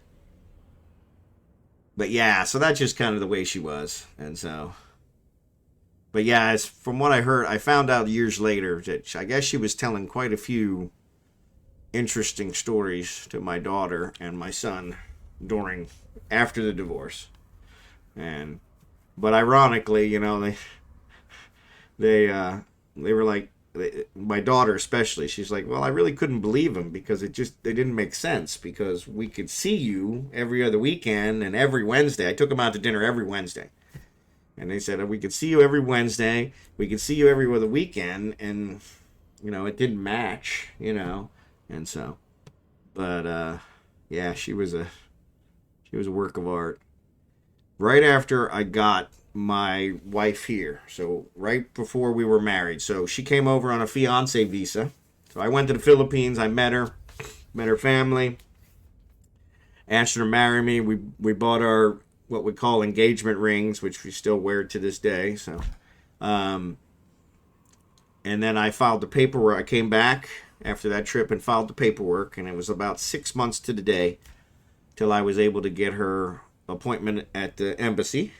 And we talked about that earlier. That was back then, 2007, they were processing 1,000 women a day through the American Embassy in Manila for visas. It's pretty impressive numbers. I think they're probably doing twice that at least now. So, but anyway, got her over here as a fiance. We were living in an apartment not too far from my ex, because we were still close to the kids at that point. I mean, I'm still close to my son now. My daughter's moved to New Mexico, but we're still fairly close to him, but we've moved a little further away, another 15, 20 minutes. But yeah, she dropped off the kids. So I got Adele. Adele's my current wife. I got her here, and we were hanging out, and we were having dinner with the kids. It was my weekend, and she dropped off the kids, and we ordered pizza. And so we were just sitting around, kind of chatting, hanging out, talking. They were getting to know Adele, because I think she'd only been here a couple of weeks, because we got married like 10 days after she got here. So probably only a week. And we were probably talking about the wedding. And so there's a knock at the door. I assumed it was the pizza guy. So I go to the door, and it's not. It's their mom, my ex. And so I'm like, I'm always a comedian, And I said, it's a little early to pick him up, and besides, I said I was going to drop him off. I mean, she literally had dropped him off like a half hour earlier. And she said, yeah, I know, but I just wanted to say I think I made a mistake. And it took me a minute to register what she was saying. And I'm like, she was referring, of course, to our marriage and asking for a divorce. And I went, oh, yeah, you definitely did make a mistake, and I've moved on with my life, so I suggest you do too. And I shut the door in her face, because I'm like, I just got this woman here that I brought over from the Philippines, and you're going to throw that stuff up? I'm like, oh, hell no. I mean, I'm a pretty tolerant guy, but yeah. think I made a mistake. I'm like, yeah, you sure did. And that ship has sailed, baby. Oh, yeah, it was funny. I actually never told my current wife that until probably a couple years ago. And she thought I was full of crap. And of course, so that's the other thing. So we take my kids out for like Christmas and their birthdays. We still take them to dinner. I don't take them out every Wednesday anymore, but I take them out for their birthdays and for Christmas and other holidays. We take them out to dinner. Like I said, we're really blessed. And my wife is such a good heart. She always wants to invite my ex, which I'm like, no, I'm not giving that woman a free meal. I'm not giving that woman anything except to kick off a boat. All right. And she's like, no, she seems like a nice person. I'm like, you have no idea. And so, yeah, I told her that a couple years ago, and she was like, and she didn't believe me. And and it was weird. At one of the dinners, my wife actually asked my ex-wife, and she said, yeah, I did. I really made a mistake. And my wife was kind of like, I can't believe she even admitted it. I'm like, she has no clue. I said, but I'm glad she did, because otherwise you would have thought I'm a liar, And I'm like, but yeah, she's a unique one. I think that's the most polite way of saying it. She's very unique. But, but yeah, it was funny because all the guys on the bus during the divorce, I was, me, I'm a talker, so I was very vocal on the bus. And everybody on the bus was like, if she ends up dead and we get called as witnesses, we're not gonna be able to lie. And I'm like, trust me. First of all, I'm an avid believer in justice. Okay, so if I take her out, I'm gonna wait there for the cops to get there, and I'm gonna confess to everything. I don't want to waste any taxpayer money. I don't want 12 of my peers having to decide, did he really do it? Nope. I'm gonna tell you I did it. All right. And I said, furthermore, if I do take her out, I'll be running that prison inside of a year because ain't nobody killed Satan. And if I take her out, then I will have killed Satan. So, and that's a major accomplishment. So, but she turned out not to be Satan, but pretty close. But yeah, yeah. I think I wrote on one Christmas card. And this is how bold I was. It was a couple years after the divorce. I think Adele was already here. We were married, and life was getting better. Because our first couple years were pretty rough with the culture difference. So don't get me wrong. There was some bumpy roads there, but I actually sent my ex a Christmas card, which I think shocked her, and I wrote on it. I said, I didn't sign it, but I said you should hug and kiss those children that you have, because they are the only reason you are still breathing air with the rest of us. And she was like, well, thanks for being honest. And I said, hey, we're not married anymore. I don't have anything to gain by not being honest with you. But I said, that was probably the big deciding factor there was my kids. I didn't want my kids to grow up without either parent. But yeah, sorry, some of you didn't hear the earlier part of what she said to me, and that one's still to this day kind of gets me. So, but yeah, I was like, but like I said, I've had a lot of years to think about it, and I think a lot of it was that she wanted a divorce. I think she wanted to move on with her life, and she thought she could do better, and she probably could have if she'd applied herself. She never did, but because I'm not much of a catch, to be honest. But yeah, she said exactly, because I was horribly against divorce because of having gone through one as a kid, and I didn't want my kids to go through that. And so she said exactly what she needed to say in order to make me angry enough to give her the divorce.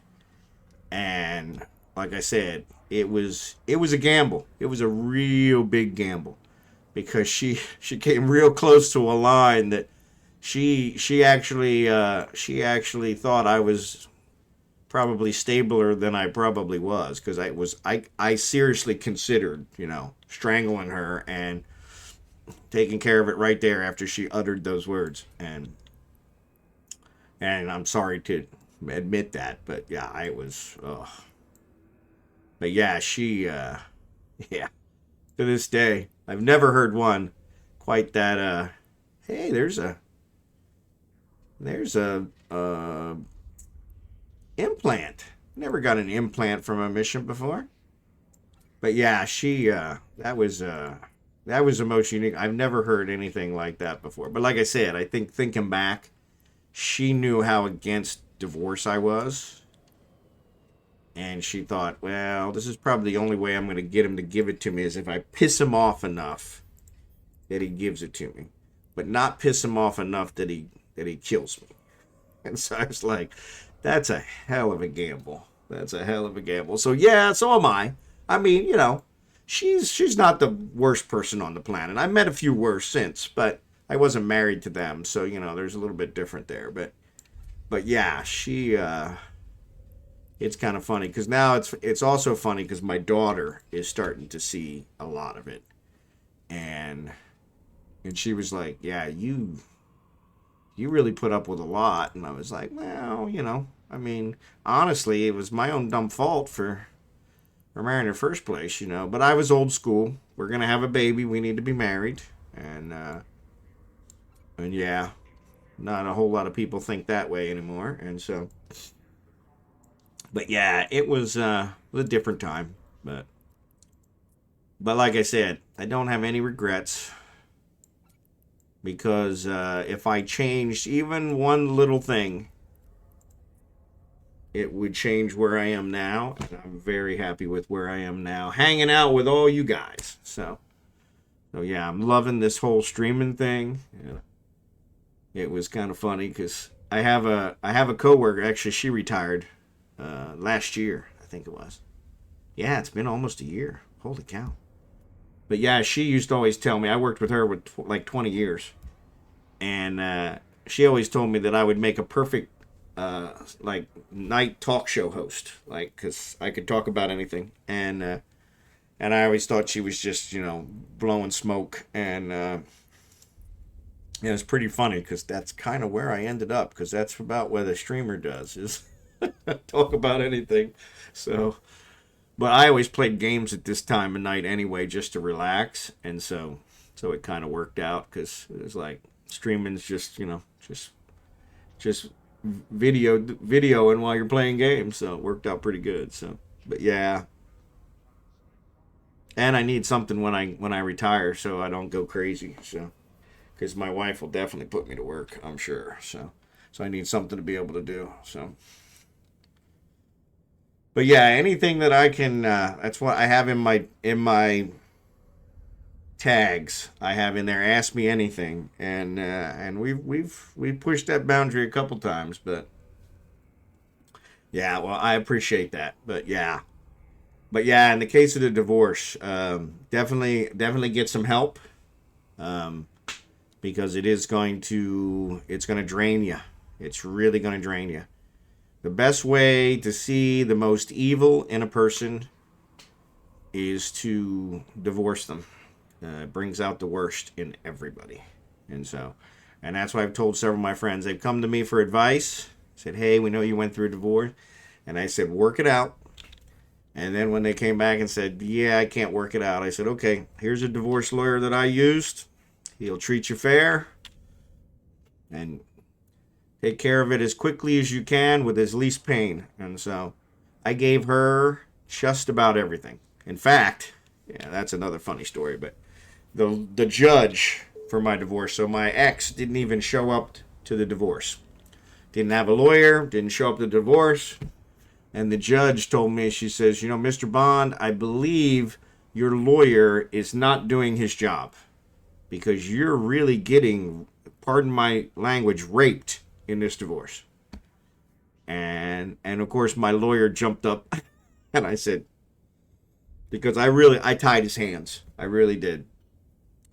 But I said to her, I said, we were in Missouri at the time. And I said to her, I said, well, I said, so give me an example, And she says, well, your child support. You're paying the maximum amount of child support. And I said, okay. I said, in Missouri, you have a calculation for how much it costs to raise a child.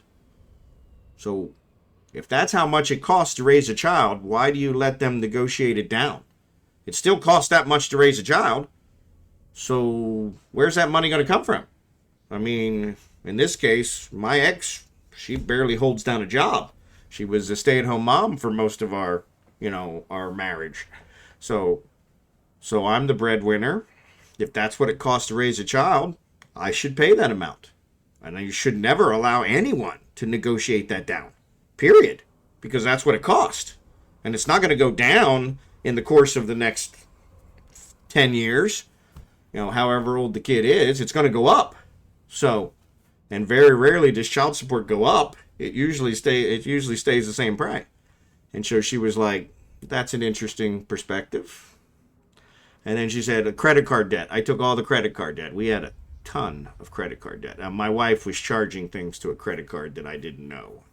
So we had about 60 grand in credit card debt. And I took all the credit card debt. And she said, you're taking all this credit card debt. I mean, she's at least responsible for half of it. And I said, honestly, she's responsible for all of it. But I said, I don't want this divorce to affect my children in a negative way. So I'm the breadwinner. I can pay it off. I can work it out. I'll take it because I don't want my kids being plagued with calls. And so, I make good money. So that was the other thing. She was wrong on the whole salary thing, But yeah, I actually negotiated a lot of it down. It's amazing what you can do with the credit card companies. The credit card companies, the reason it gets so high is because of the interest, which they didn't lend you. So what they'll usually do is if you get into a situation like I was, if you call them and say, hey, make me a deal. And they'll say, hey, I think I had 3 or 4 different ones that added up to the 60 grand. And, if one was 20 grand, they say, you know what, pay us 10 grand and we'll call it even. And so I take a loan off my 401k and pay it off and they were covered. And then the next year I do the same thing, and I got them all paid off. The problem is what they don't tell you is that when they give you a gift like that, so if you owed 20 grand to the credit card company, they only you pay them 10 grand and they call it paid. They report the other 10 grand to the IRS as a quote unquote gift. And you have to pay taxes on it, which then I owed the IRS a ton of money. So actually it's more strict on login time, but my problem was more that it was very lonely in such a giant corp, but ADFU is more like a family than a military office like the other. Well, that's cool. So that's something to keep in mind because that's one thing they don't tell you, And so they will make deals with you, but, they for some reason still have to report it to the IRS. So, no, you're good. You're good, Blossom. You're always good. It's never late from you, all right? But so that's something to keep in mind. But you can always negotiate that stuff down because really all they're looking to do is recoup what they originally lent you. And so, hers was mostly because she had charged up stuff on a credit card that I didn't know about and let it just sit and accumulate interest forever and ever and ever. And so, so there was a lot of it where they really gave me a pretty good deal, but until the IRS got involved. So then I owed the IRS money for quite a while, but that was a whole nother story. So, but that was the thing. And so it was funny because the judge, after I explained each item, the judge said, I wish I had more fathers that came through this court that were like you, because it would make my job a lot easier. And I said, well, honestly, Judge, you're in a position to make them be like this. I mean, why do you allow them to negotiate child support down? I mean, it costs a lot of money to raise a kid. You can't negotiate that down. I said the one problem that I had, which was afterwards, is there's no way for a father who's paying his child support, which I paid my child support religiously. But I said there's no way for a father who's paying his child support to ensure that it's actually going to his kids. Several weekends when I got the kids, they had the rattiest clothes on. They had shoes with holes in them. And I took them and got them new clothes and new shoes. And I'm like, hey, this is what the child support's supposed to be for. And she's like, And so I think that was one of the few compliments she gave me years and years later, because she actually opted her child support payments to her went directly to her right from my paycheck. And the court told her, if you do it that way and he decides to stop paying, there's nothing you could do except take him back to court in order to get it reinstated, and that's going to take probably years. And I was like, well, or she was like, well, you know what? One thing I can say about my ex-husband is that he will always take care of his children, so I'm not worried about that. And she was right. I paid until that's a whole nother one. She convinced my daughter. So the way it works here in Missouri and Kansas is you pay until they are you pay till 18 unless they're in higher education, and then you continue to pay while they're in the higher education until 26 is the max.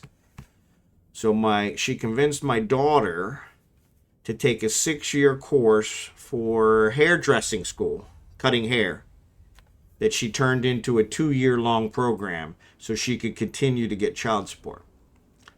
And I paid her the whole 2 years.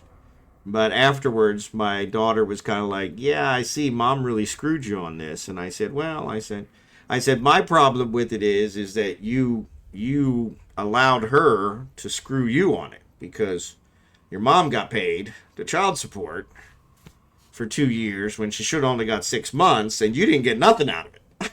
I mean, if you're going to do her a favor and stretch it out, as it was, she stretched her hairdresser school out to 2 years, and then when she needed to take the test to be certified as a hairdresser, she couldn't remember the stuff and couldn't pass the test. So, it backfired. But I said, yeah, you didn't get nothing out of it. You didn't get your hairdresser license, and you didn't get anything from your mom. I said, I'd have paid you cash to finish in 6 months, because then you would have got your hairdresser license. You'd have been in a better spot for your career. It was better for you. But here you let your mom convince you to do this because it was better for her. And so I think that was kind of one of the turning points between my daughter and I. But my daughter and I tend to be a lot alike. We talked about that one other night, where I think there was some article that said if your firstborn is a daughter, she tends to be like her father. And my daughter and I have identical personalities. It's uncanny. Where my son tends to be like my ex, and so yeah, my son tends to be like my ex, so which is why they're kind of birds of a feather. But yeah, she made him an offer when he was 18 that if he stayed with her and never left, she would pay all his bills for the rest of his life. And so he was like, deal. And so now he's, fast forward to 8 years later, and she's still paying his bills, and yeah. So, no, she, it was funny. She had a guy she was dating for a while. He supposedly was rich, She came to me and she said, hey, I'm dating somebody. And I said, okay, good for you. And she said, he's rich. And I said, okay. I said, I guess we both got what we wanted. You got a sugar daddy? I got someone who won't stab me in the back at their first opportunity. So, but turned out, yeah, he wasn't rich. And when she figured it out a couple years down the road, she had to actually go to court to get him kicked out of her house because he wasn't rich and he was living off of her. So I kept my mouth shut on that one because that was one of the ones I could have said I told you so, but I tried to be the better man there. But yeah, she is. She's using my son to fill that void, and she knows that's what she's doing. And I've called her on it, and she really is like, yeah, I don't care. And I'm like, that's wrong. That's really wrong because this is your son, and you should care about his well-being more than anything else. So, you know what? Oh yeah, that's fine. Let me put the mobile tractor in here so I can actually add it back to the to the Archangel. I was thinking I took all the ammo out of the Archangel and that would end up biting me later, but no, it was from the Noctis. Mobile tractor, there we go. Of course, I never remember that I have the mobile tractor in there, so that's kind of funny. But yeah, it's, like I said, it's been a very interesting ride. But yes, if anybody can benefit from it, that's more reason for me to have gone through it. If others can learn from that, I think that's fantastic. So I learned a lot from it, and like I said, I have no regrets. I'm very happy with where my life is now, and retiring at 57. I've got a great job that makes good money for not the best company, but I made a good living there. So it's a bank, so it's really not a not a mover and the shaker of the world, right? We're not really accomplishing anything that's really helping anybody. Our CEO makes $35 million a year, and he doesn't save lives or anything, but I've made a good living. And I've supported my family, and and I can't, and I, like I said, I can't complain. I'm retiring at 57, so, which is kind of ironic because a lot of the people, like I said, a lot of the guys I work with, they retire at 70 and end up dying a year or two later. And so I definitely didn't want that. So, but it is kind of a end of an era because I've been with this company. So I'll be retiring in April. And I will have been with them I'll be with them 2 months short of my 25-year anniversary. So almost half my life I've worked for this company, which is kind of daunting because I haven't quite been able to wrap my head around that. Like, really? It's a little over half. It's a little less than half. Yeah, a little less than half. But still. Quarter of a century I worked for this company, or just short of a quarter of a century. And yeah, so well, and that's the other thing is I've always been a company guy. It's funny because I work for a bank, and my banking is with the bank I work for. Imagine that, where most of my coworkers, they bank with somebody else, which I'm like, why would you do that? That's just wrong.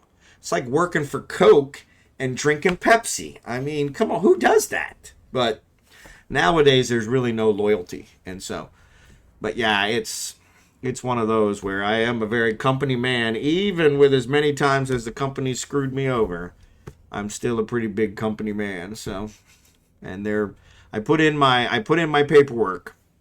So our HR department says you only have to give 2 weeks notice, which I think is wrong. Because I've been with the bank, like I said, almost 25 years. So trying to get out of me what you need, what I've gained in 25 years, and be able to do what I do in only 2 weeks is ridiculous. So I told my boss that I would give them a month. But they whined and complained and, that they couldn't get a replacement for me until I put my paperwork in. So I ended up putting my paperwork in over 2 months, like 2 months and a week out. I put it in last Friday. And unfortunately, it's kind of backfired because now that I've got it locked in, because I was pretty much threatening to quit like every day. Like, you know what? I don't need this. All right, back off. And so now that I've actually locked the date in, it's kind of tied my hands. And so now they're like, okay, we're gonna try and get 3 years worth of work out of them in the next 9 weeks. And I'm like, damn it, I should have waited, but. Hindsight's always 20/20, but even then, I want my team, I have the most respect for my coworkers. I want them to be successful, so I don't want to leave them in a bind. But yeah, trying to figure out everything I've accomplished in the last 25 years is kind of crazy. But it's funny, since I put my paperwork in, I've actually had people from all over the company, even higher ups, come to me and congratulate me. And I'm like, I didn't even think you guys knew who I was, but obviously they either are on a mailing list or they did know who I was and actually that was one thing that was kind of nice. So I think it was yesterday they had told my boss that, and he had actually let me know, but he said, yeah, they made the decision that my position will be replaced. My position is one that must be replaced. And I was like, okay, because I thought for sure they were going to screw him and say, yeah, sorry, you're not getting anybody to replace Ron. And it's weird because I've actually trained replacements twice, and so I'm trying to get to be like you, Bond. There you go. I don't know if that's good or bad, Blossom. But yeah. But yeah, so it made me feel pretty good that at least they do recognize that, hey, I actually do some work there, and they might need to actually give them at least a human being to fill the spot. But yeah, because they were pretty sure they were not going to get a replacement. I've actually trained 2 replacements in the last 5 years because I've been talking about retiring for 10 years. And just was never really sure when I'd be able to pull the trigger. And so, yeah, so I think a lot of them also thought I was kind of full of crap and that it was never going to happen. So now that I've actually filed the paperwork, they're all like, oh, crap, he wasn't lying. What the hell are we going to do? Because, yeah, most of them call me when they have something they can't figure out. Like, hey, this is something that we used to do 15 years ago. Who can we ask? Oh, Ron will know. Let's ask Ron. And sure enough, I usually do. I usually have notes about it somewhere because my memory's not the best. But, oh, sorry, ads are on. But yeah, Blossom, you're going to have to explain to me how you're trying to be like me. I'm not sure that's such a good idea. Indispensable? I don't know that I am indispensable, but they said they're going to replace me, but they didn't really say they're going to replace me. They're just going to replace my position. They're going to give them a human being to fill my desk, I guess. But still, that's better than what I was expecting. I thought they were going to get screwed.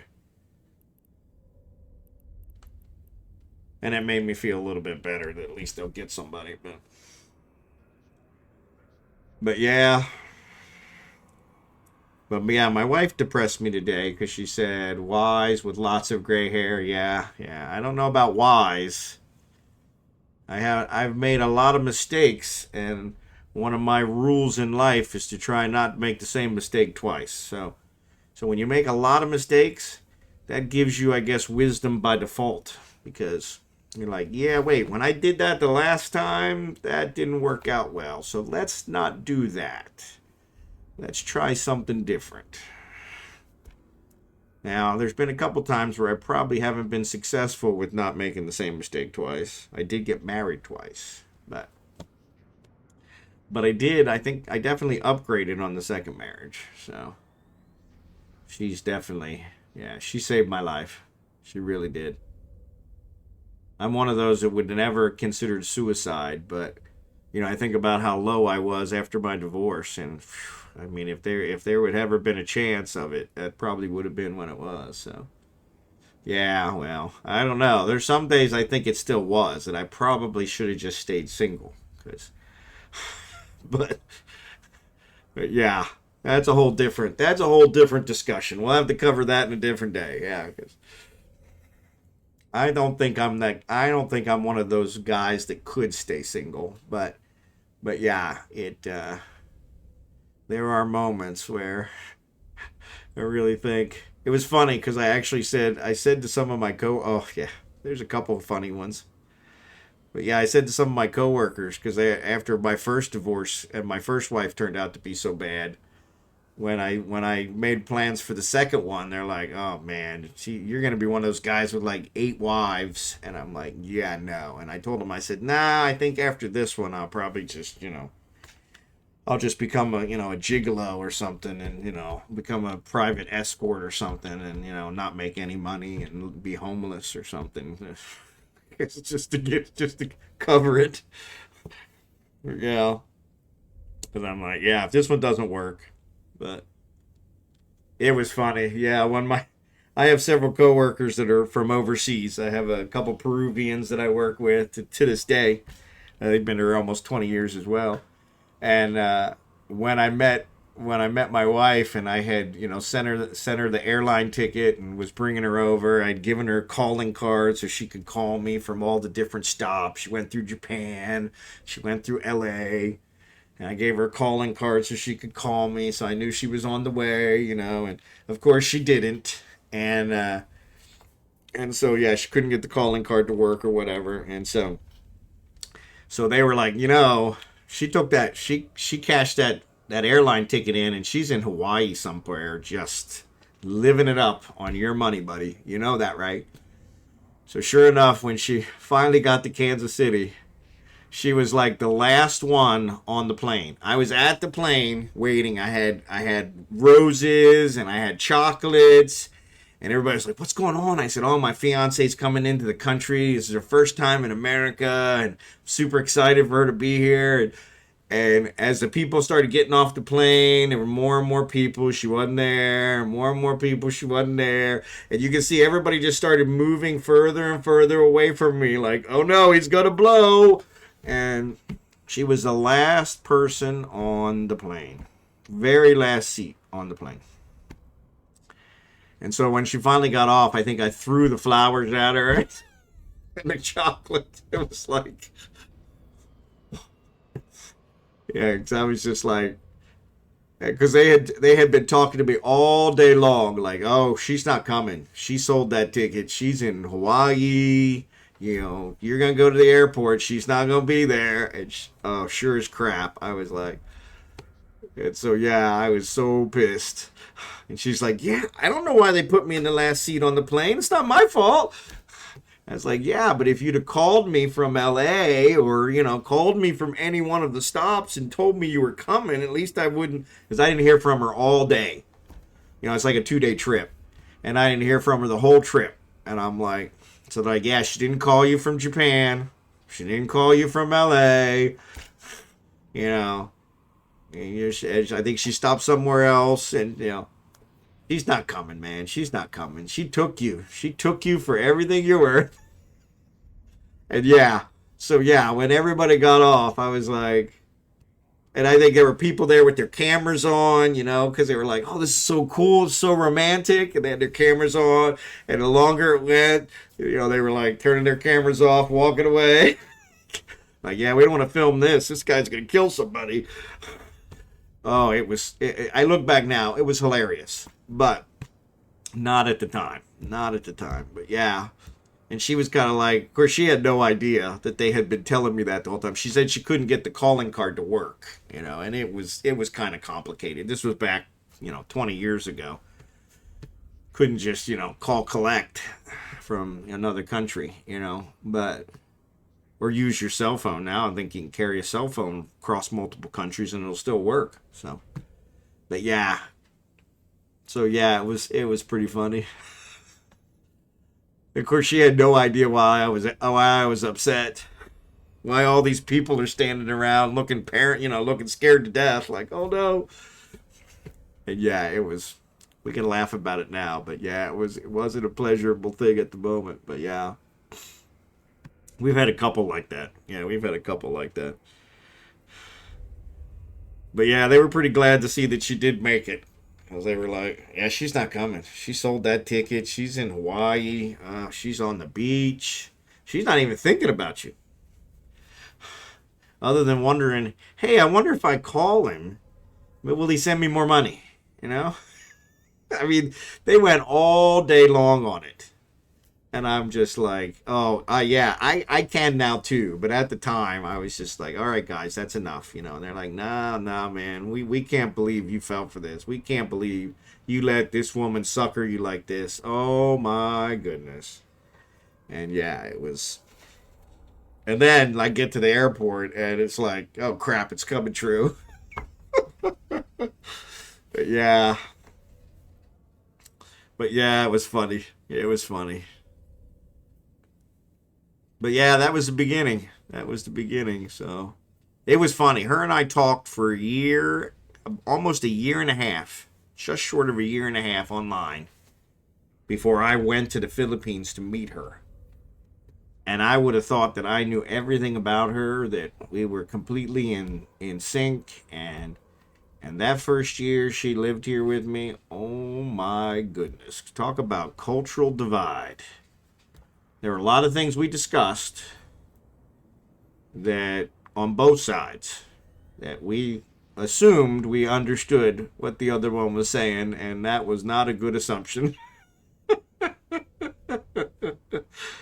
That was a lot of growing pains. But yeah, that's the thing I'd say with any cross-cultural relationship. That's one, yeah, you got to make sure to cover that. Oh my goodness, especially her. I mean, she left her family and came over here to a country she didn't know. And I was in such a state when she got here. I think like the first week she was here, the electric got shut off. And it wasn't that I was, I was having trouble paying bills. I think I just, because of all the paperwork and everything I did with her, I had lost track of it. But of course, that didn't give her the warm fuzzy that, hey, this guy is really stable. I really made a good choice. I mean, the electric, it shuts off, right? And I'm like, and so, yeah, I had it turned back on the next day. It was that quick, no problem. But it was one of those, it was like, maybe I made a mistake. That's what she was thinking. Like, yeah, thought he was doing pretty well. Got the electric shut off. And yeah. Yeah, I was like, and my daughter, she probably was, oh God, how old was she? Let's see, she's 31 now. We've been married, yeah. So she would have probably been 11, 12. And maybe a little, yeah, probably a little 13 maybe. And she was like, Dad, that's really bad. And I'm like, I know it's bad. You don't need to tell me it's bad. So, I don't know what happened, But yeah, little things like that really, really colored our first year together. And so it was kind of funny. But yeah, here we are. Like I said, I can't believe it's been, May will be 18 years. I cannot believe it's been that long. It really seems like it seems like just yesterday I was at the airport waiting for her as the last person on the airplane with the roses and the chocolates. And it seems like that was just a couple days ago. It's been amazing. It's really been amazing. But we have accomplished so much in the last 18 years. Yeah, because my ex-wife got half of my 401k when we divorced. And so I pretty much started from next to nothing on that because it wasn't much when we got divorced. We were living kind of paycheck to paycheck. I wasn't putting a whole lot into 401k. I was still pretty young. And so, yeah, so we built a whole 401k up, and, that's what we're going to use to pay for everything between now and when Social Security kicks in, another 6-7 years. And so, yeah, we've come a long way. We've come a long, long way from the electric being shut off. She was like, yeah, maybe I should call my mom and see if I can come back. Yeah, I got the electric shut off, Mom. Yeah, it was funny. I asked, when I was over there the first time, the Filipino culture is different, and so the family is run by the oldest living female. It's a matriarchal society, probably because the women outnumber the men so much. But you usually do ask their fathers, and but her father had passed when she was very young. I think she was 11 when her dad passed, and so I had asked her mom if I could marry her. And I had asked her eldest sister, because she was the one who kind of helped run the family. And so the sister was like, yeah, take her, get her out of my house. And so, but the mom was like, I think you're a good guy, and yeah, I give you permission, but I want you to make me one promise. And she said, if you ever don't love her anymore, she said, send her back to me. And I said, okay, I can do that. And so the very first time we went back, like 2 years later, to visit the mom, I told her, hey, you said I could bring her back, so I'm bringing her back. And she was such a comedian. She just laughed and laughed and laughed. But yeah, she's the love of my life. She really is. I really lucked out. I really way out of my pay grade on this one. So that's the other thing. She's always afraid I'm going to cheat on her. I'm like, yeah, sorry, sweetheart. You're the smoking hot one. If there's going to be any cheating, it's going to be on your side. Ain't nobody wants to mess with this. No. Yeah, as we watch all those crime dramas, and they always start with somebody cheating. So we talked about one yesterday. So yeah, we talked about one yesterday where the guy had two families, and he had two families for like almost 20 years. He had somehow managed to keep the two families from finding out about each other for almost 20 years. His son from the first marriage went to college at the same place that his daughter from the second marriage went to college. And the son and daughter met at college and fell in love because they had so much in common. They felt a connection. Yeah, because they got the same dad, right? And I think he had to come clean. Yeah. Well, and I mean, it was a story on one of these crime drama ones. So I don't know. Maybe some of it might have been made up, but it was too far fetched to really be, I guess, totally unbelievable. But yeah. So anyway, I guess he had to tell his son. I don't think he ever really told his son the whole truth, but he told his son that he couldn't date this girl. Okay, you can't date her. You can't. And so, of course, the son said something to his mom. He said, hey, Dad's acting really strange. And so the mom started checking into stuff and found out about this whole other family in a whole nother state.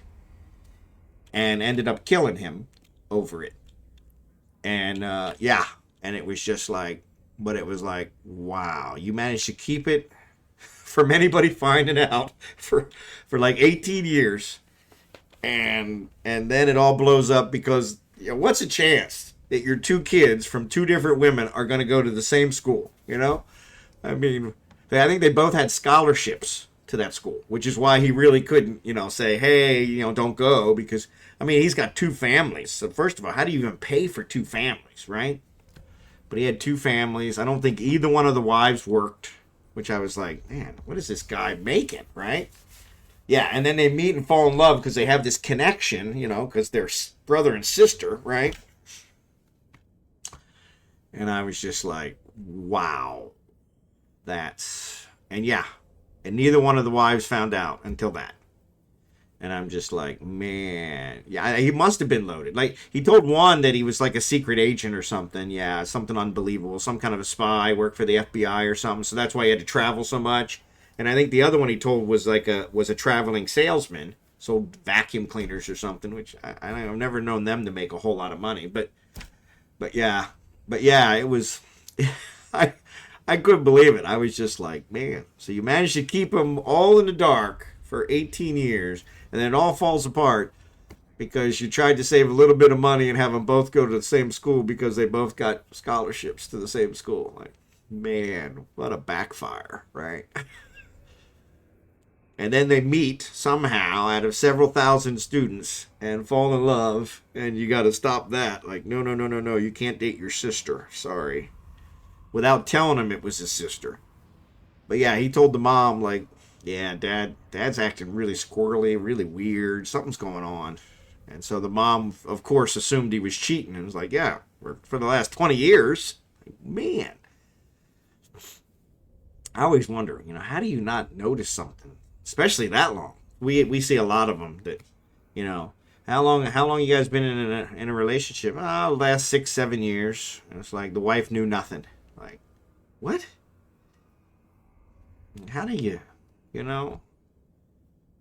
Guess he goes plays poker every Wednesday night and yeah, poker. Get it? Poker. Yeah, so sorry, that was a bad joke. I didn't intend for that joke, but it just popped out there. So, but yeah, that's where I'm at, and that's what I told my wife. I said, yeah. So, first of all, I'm no good at lying, so that's never gonna work. So, expert at logistics, exactly. Aurorablad, exactly. Especially when you got two families. I mean, he had them in different states, so they were far enough apart. But it was weird because they told the one that actually killed him. The wife, she was the one that was like she did all the stuff around the house. She was like the handyman. She helped the kids with their projects. She helped the son with the project and that kind of stuff. The husband couldn't do anything. He was kind of, when it came to schoolwork or working around the house. And so yeah, so then when he I guess when he went to the other one, so when his son would do a project, like he'd make a one of the projects was he made a volcano that, spotted out the lava for science class. So he watched how the wife helped the son make the volcano, and then when he went to the second family, he helped the daughter make the same project, because they were in a different state. And that's what the wife actually said. When she researched it and found out that he was doing that, that's what made her upset. That's why she killed him. Not because he had been cheating on her for 20 years. Because he was taking her ideas and using them for his other kid. And I was like, well, that sounds kind of petty, but okay. I mean, I guess the fact that you killed him, it really doesn't matter why at that point. I mean, he was cheating on you for 20 years, so...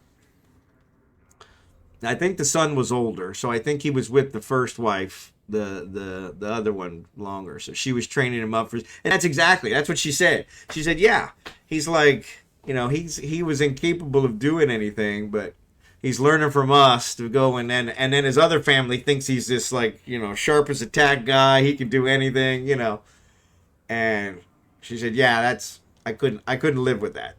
And I'm like, okay. I guess, gotta have a reason. I guess that's as good a reason as any, but making him cheating on you for 20 years was a pretty good reason. But yeah, having a whole nother family, taking half his salary to somebody else, I think those are all pretty good reasons. Not that killing anybody is a good idea. We've talked about that earlier. But if you're gonna do it, yeah. But yeah, that was kind of... I think that's probably the most bizarre one I've ever heard. But yeah, that was kind of like, ugh. And I just, like I said, like Aurorablad said, expert in logistics. I mean, you have to be an expert in logistics to just keep it all straight.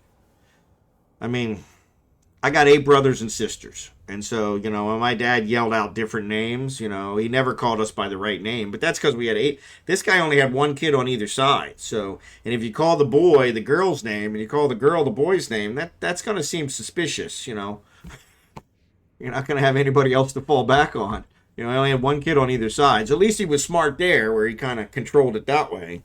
But I guess he traveled so much, it probably was hard. But yeah, it was kind of like, the logistics alone and just financially. I mean, I had enough trouble supporting 1 family, let alone trying to support 2 houses, 2 sets of cars, oh my God, I can't imagine. He must have been loaded. I don't even remember, now that you mentioned, I don't even remember what he really did for work. I don't remember what it was. It didn't really seem, if I remember correct, it didn't seem like something where you make a lot of money, but yeah. Obviously, somehow made it work. Maybe he had inheritances or something. I don't know, but yeah. But that's the other thing, too. How's that work with grandparents, right? You can't have them meet your parents, because then the other one might meet them, too. So I guess, yeah, your parents are dead, I guess, is what you say to everybody, so that way you don't have, and then, your parents are kind of like, hey, how come you don't have any grandchildren? I'm like, well, I got 2, I just can't tell you about them because they're on opposite sides of the country, yeah, I can't fathom that, I can't, my wife, so yeah, when I met her in the Philippines, she was all upset, and she was like, yeah, we got a secret about our family, and it's a really horrible secret, and this, that, and the other, and I'm like, I'm thinking, okay, what? I mean, what could it be, right? And so when she finally told me, she's like, yeah, her eldest brother, who had passed by the time her and I met, had 2 wives, and I was like, well, given the Filipino standard, that's not really that unusual, She said, yeah, but the only way we found out about the second wife was at the funeral.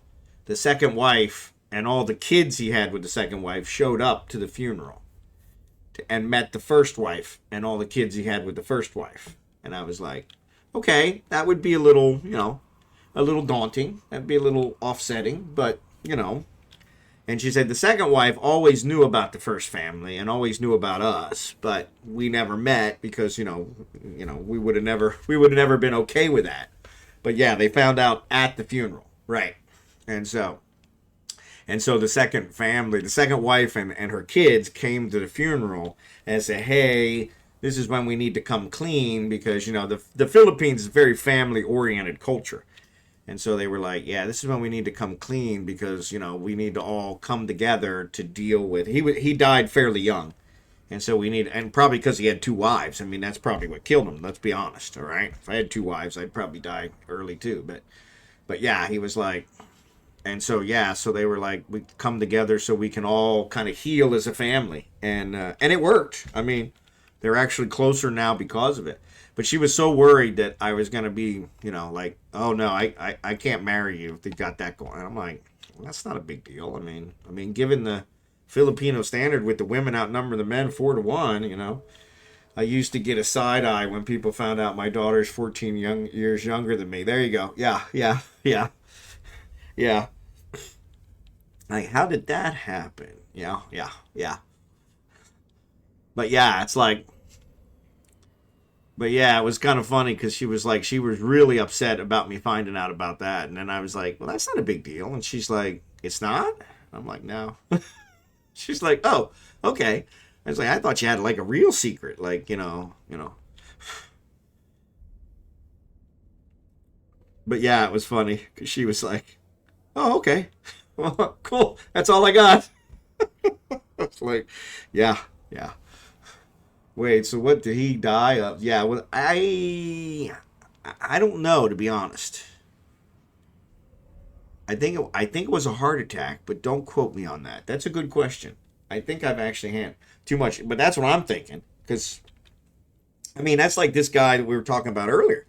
I mean, how do you survive 20 years trying to keep those two families separate and organized? Like you said, Aurorablad said, it's all got to be logistics. You got to be a master of logistics.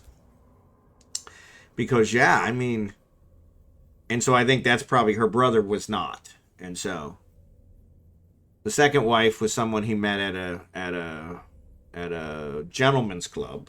But she was a good woman. She was a nice woman. Yeah, that's where he met her. And so his first wife, I think, was more of an arranged marriage. And so she was older, quite a bit older than him. And so, yeah, I think part of it was just him that he was the eldest. Their father had died young. So, yeah, I guess he was expected to marry early. So he ended up marrying someone that he, probably really wasn't in love with and for the family, and had kids, and then found somebody that he was in love with and started having kids with them too. And so, but yeah, unfortunately, it's not that uncommon in the Philippines. Most of the guys, most of the Filipino men have multiple girlfriends because the women outnumber the men by so much that they just can. And so, and they may or may not know about each other, but most times I think they do. I know a lot of the wives, none in our family, but a lot of the wives from other families that I've talked to is like, as long as he brings home a paycheck, I don't care what he does.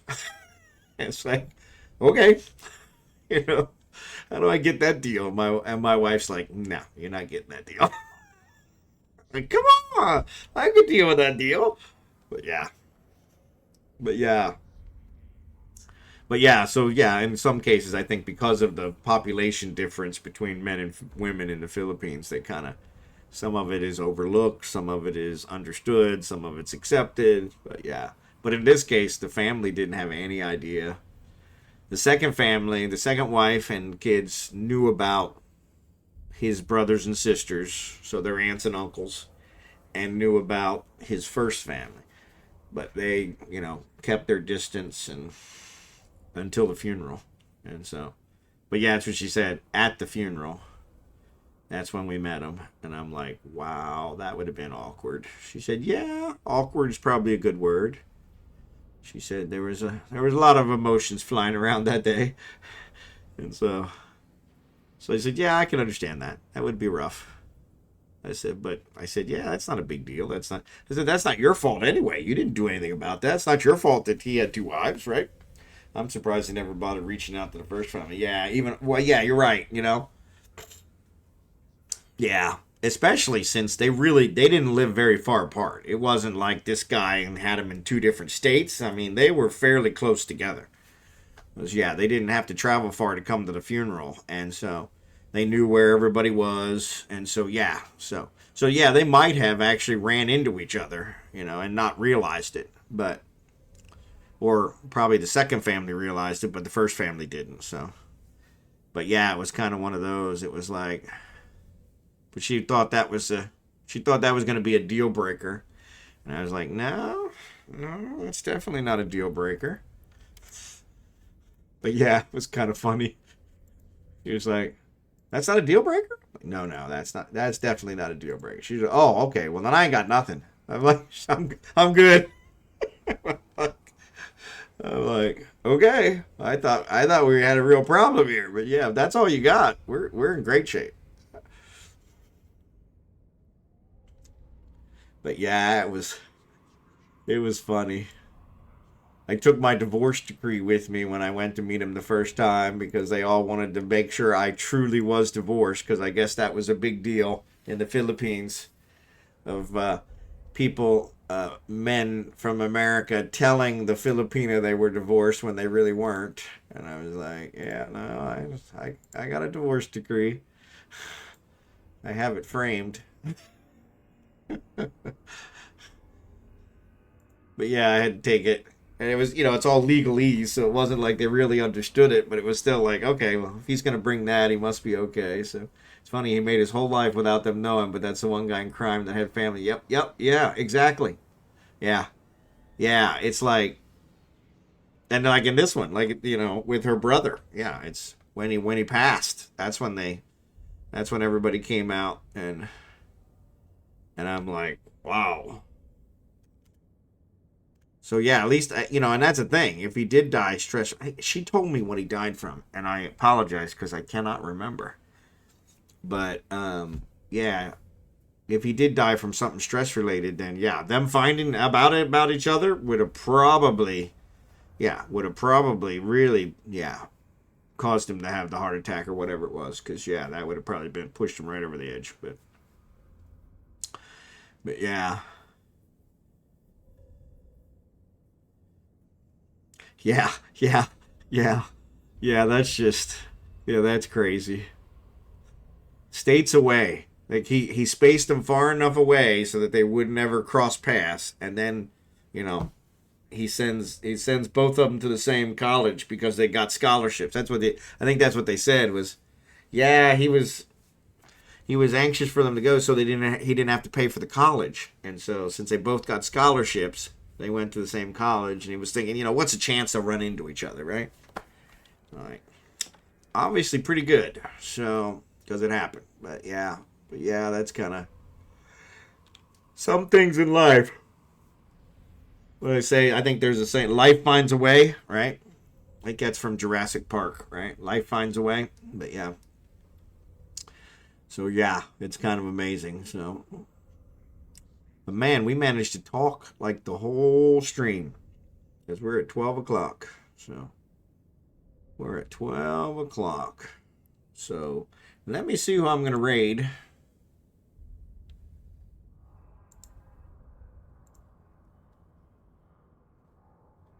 We got Ghosty, we got Badman Larry. They both got lots of viewers. Who doesn't have a whole lot of viewers? Let's see who doesn't have a whole lot of viewers. French teacher, he's got quite a few. Caldari Prime Pony, please ignore. Yeah, I think I'm probably going to go and jump him because he's always doing some kind of a drawing, which is so cool. And I always enjoy seeing it. And he'll raid somebody else. So yeah, so let's go raid Caldari. That way you guys can see his drawing skills. His drawing skills are pretty incredible. So, well, I appreciate that. And like I said, if anybody can learn from him, then I'm glad to be telling them because I learned a lot from him. So if it helps you guys not make the same mistakes, then that's what I'm here for. So praise God. But yeah, there's I've had I've had a colorful life. I've had a very colorful life, and like I said, I don't regret any of it. There were a few times that I probably, there were definitely several times where I made the wrong choices, but I learned from it, and that's what really matters. So that's what I tell my kids. Says, don't be afraid of making mistakes. Just learn from them. We all make mistakes. It's the people that don't learn from them that are the ones that you got to worry about, because they just keep making the same mistakes over and over and over again. So I have a couple friends that have been married, like working on their fourth and fifth. I actually have one coworker. Yeah, I probably shouldn't say this. Some of my coworkers watch this stream, but I have one coworker that has married the same woman 3 times. He married her, divorced her, married her again, divorced her, and married her a 3rd time. Which is a really expensive way to end up with the same woman. And yeah, we just kind of shake our head like, yeah, what's going on there? But I had another coworker who actually passed away at work. He had a heart attack at work, and I went to his funeral. I tried to go to all my coworkers that passed while I was there. I didn't know them all, but if I worked with them, I tried to go at least to their funeral to at least show my respect. And I went to his funeral, and I think there were like 4 people there. And one of them was his ex-wife, who he still lived with. Even though they had been divorced for like 15 years, they still lived together. And I was just like, wow. Because I was thinking of it, yeah, from my perspective of like, yeah, there is no way I'm living with that woman. No. That was the best part of the divorce. I was, oh, I can leave? I can go? I can get out? Run away! It's just part of their relationship. Yeah, actually, from that perspective, it's like, yeah. And we constantly expected him to get divorced again. But he says, no, I've learned that she's definitely the one. She's my soulmate. I'm going to keep her this time. I'm like, so the 3rd time is the charm. 3rd time is the charm. But yeah, and it wasn't like he even married anybody else in between, I think he had a wife before. So this, technically she's his 2nd, 3rd, and 4th wife. But yeah, he had a wife before, but yeah, to divorce her and then marry her again and then do that again, that really kind of just makes me go, But yeah, so that's pretty interesting. But yeah, that's their thing. What was it on Friends? They referred to Ross as the divorce guy. That's your thing. You get divorced. Like Ross is like, I don't want to be the divorce guy.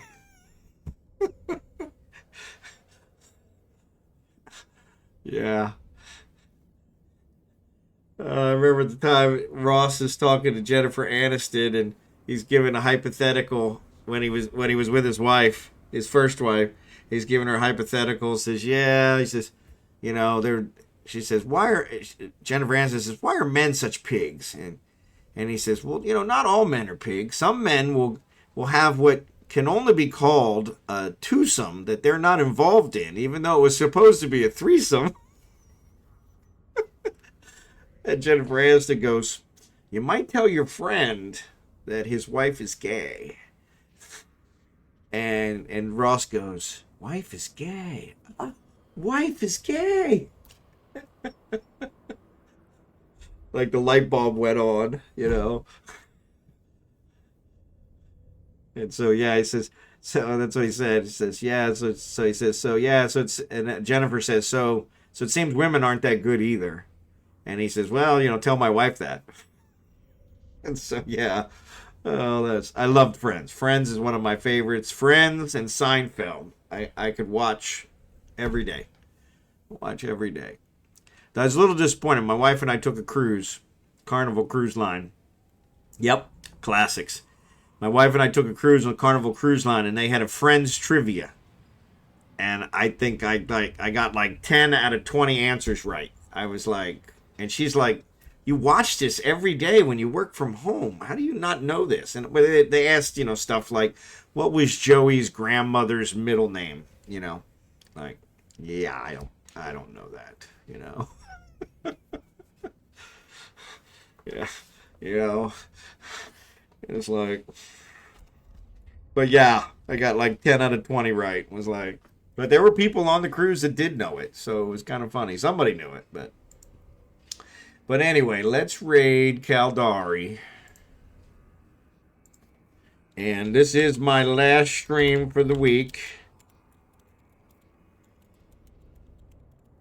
This is my last stream for the week. Invalid username. Oh, what did I do? I must have typed it wrong. Got Caldari Prime Pony Club. There you go. Super Bob, thanks for being here. I appreciate it. Everybody else, thanks for being here. Appreciate it. Thanks for watching and listening. A lot of talking tonight. Sorry about that. But hopefully, if any of you can learn from it, and then it was time well spent. So, because my life is nothing if not a lesson to everyone else on what not to do. Well, at least not what to do for the first half of it. I think I righted the ship in the second half, but like I said, I think that's mostly her. So you find a good Filipina woman, latch on tight because they are very good women. Now, don't get me wrong, there's good and bad in every culture, you know. There are a couple scammers over there that'll take you for everything you're worth as an American, so be careful of that. But if you find a good one, Nunu, thanks again. Have a great day in Italy today. And appreciate you being here representing your country. And appreciate you guys watching and listening. And I'm going to try to do this raid again.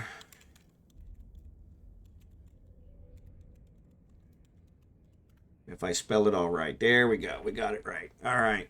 Like I said, this is my last stream for the week. I may stream this weekend. Blossom, I don't think she's on anymore, but she's been harassing me to play No Man's Sky or Monster Hunter with her. So I may do one of those. We may even do some No Man's Sky next week or something, mix it up a little bit. We still have Monday because Monday's our mining night. But we'll see about some of the others. But we'll work it out. But anyway, have a great weekend if I don't see you. And I'll be back Sunday night regardless, one way or the other. So 9:30 Central, which is GMT -6. So, but thanks again for being here. And Jerry Can, as always, my #1 viewer. He's always first one in the stream. I think actually he got beat by Kicking yesterday, but yeah, he's usually first one in the stream. 99 times out of 100. So, drachenhort, have a great one. Have a great day, because your day's just starting. And I will see you guys Sunday, if not before. You take care. Have a great one.